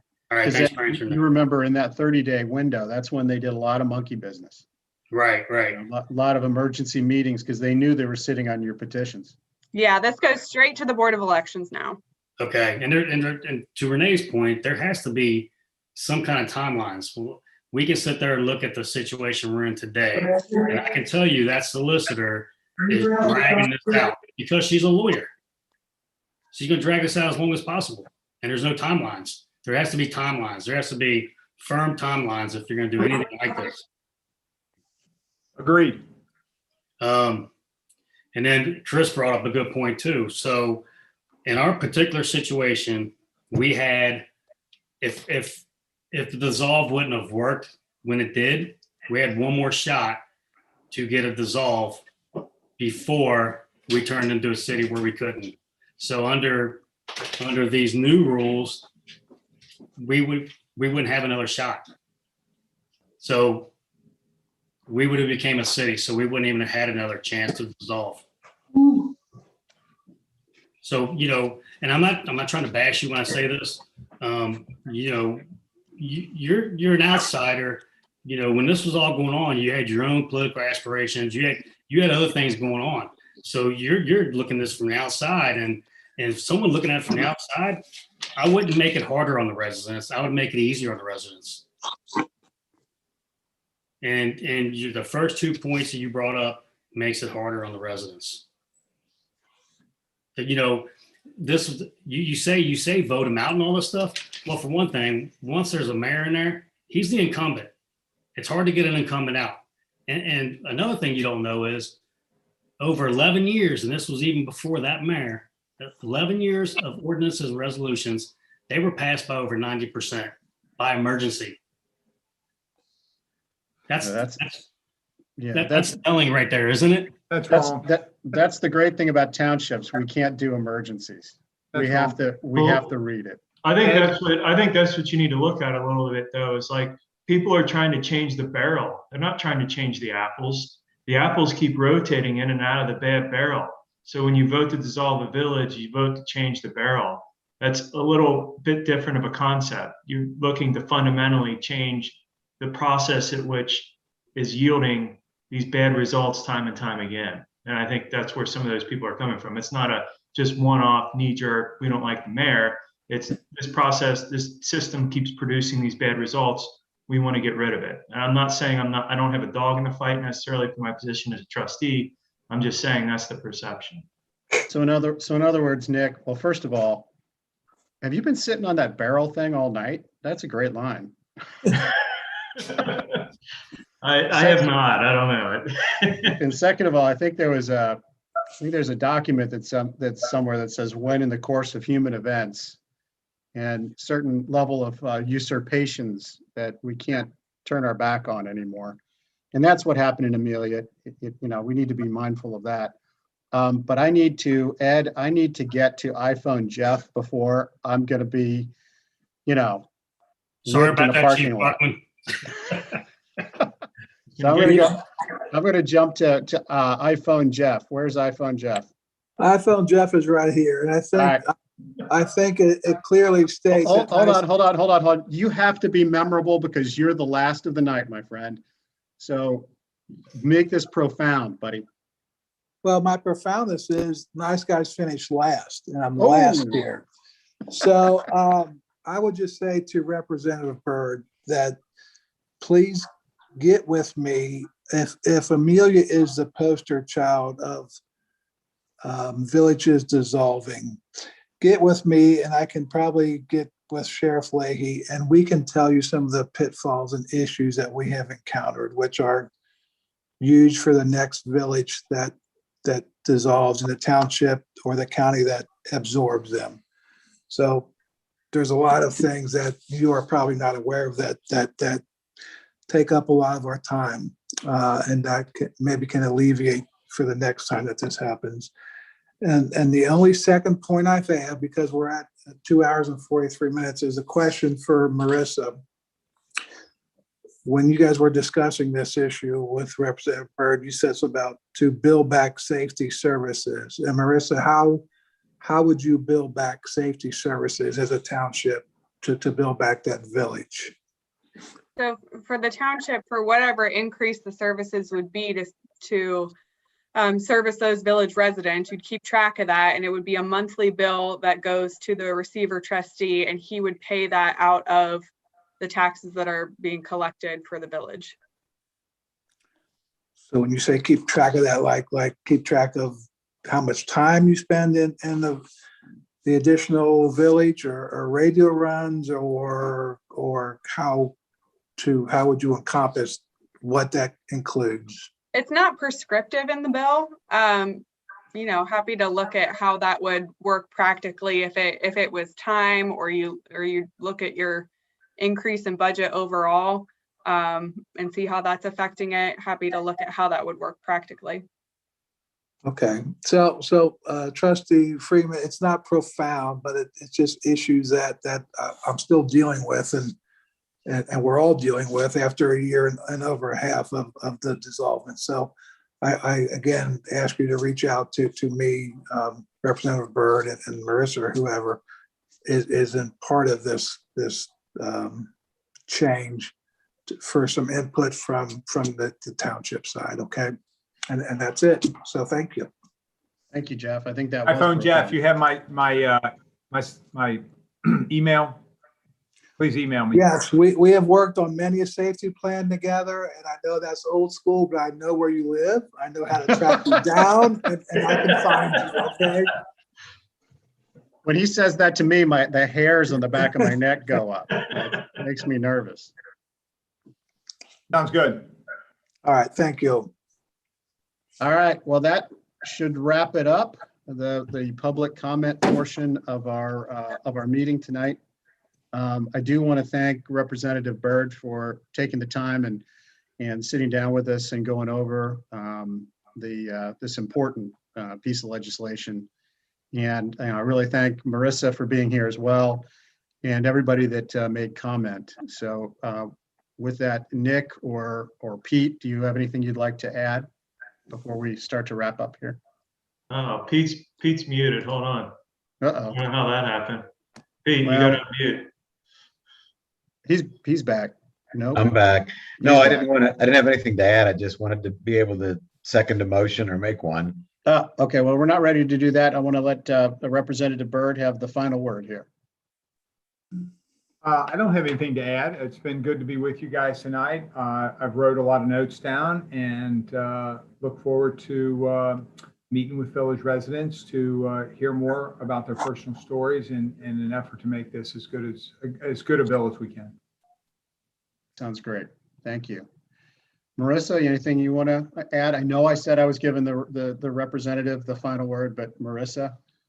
No, nothing to add. If there's anything from the township side of things that you guys ever need from the OTA, Alan knows how to get a hold of me. I know. Feel free to reach out. She's not taking my calls anymore. That's how bad it is. So, all right. With that, Pete, now we're at that point. Do we have a motion to adjourn? Yes, sir. Motion made. All right. Do we have any other, do we have a second for that? Seconded. I'm sure we don't need to discuss that. If there's no discussion, roll call, please. I think, Debbie, are you still with us? I'm still with you. All right, roll call, Debbie, and then you can get out of here. Mr. Campbell, Yes. Mr. Kelly, Yes. and Mr. Freeman. Yes. All righty. I tried to keep it to 2 hours, but Lied. 3 hours is close enough. That's the best I can do. It's not bad. All right. Well, thank you, everybody, and have a great night. Thank you, Representative Byrd, and thank you for everyone who provided their input. Thanks a lot. Good night. Good night. Night, guys. Bye.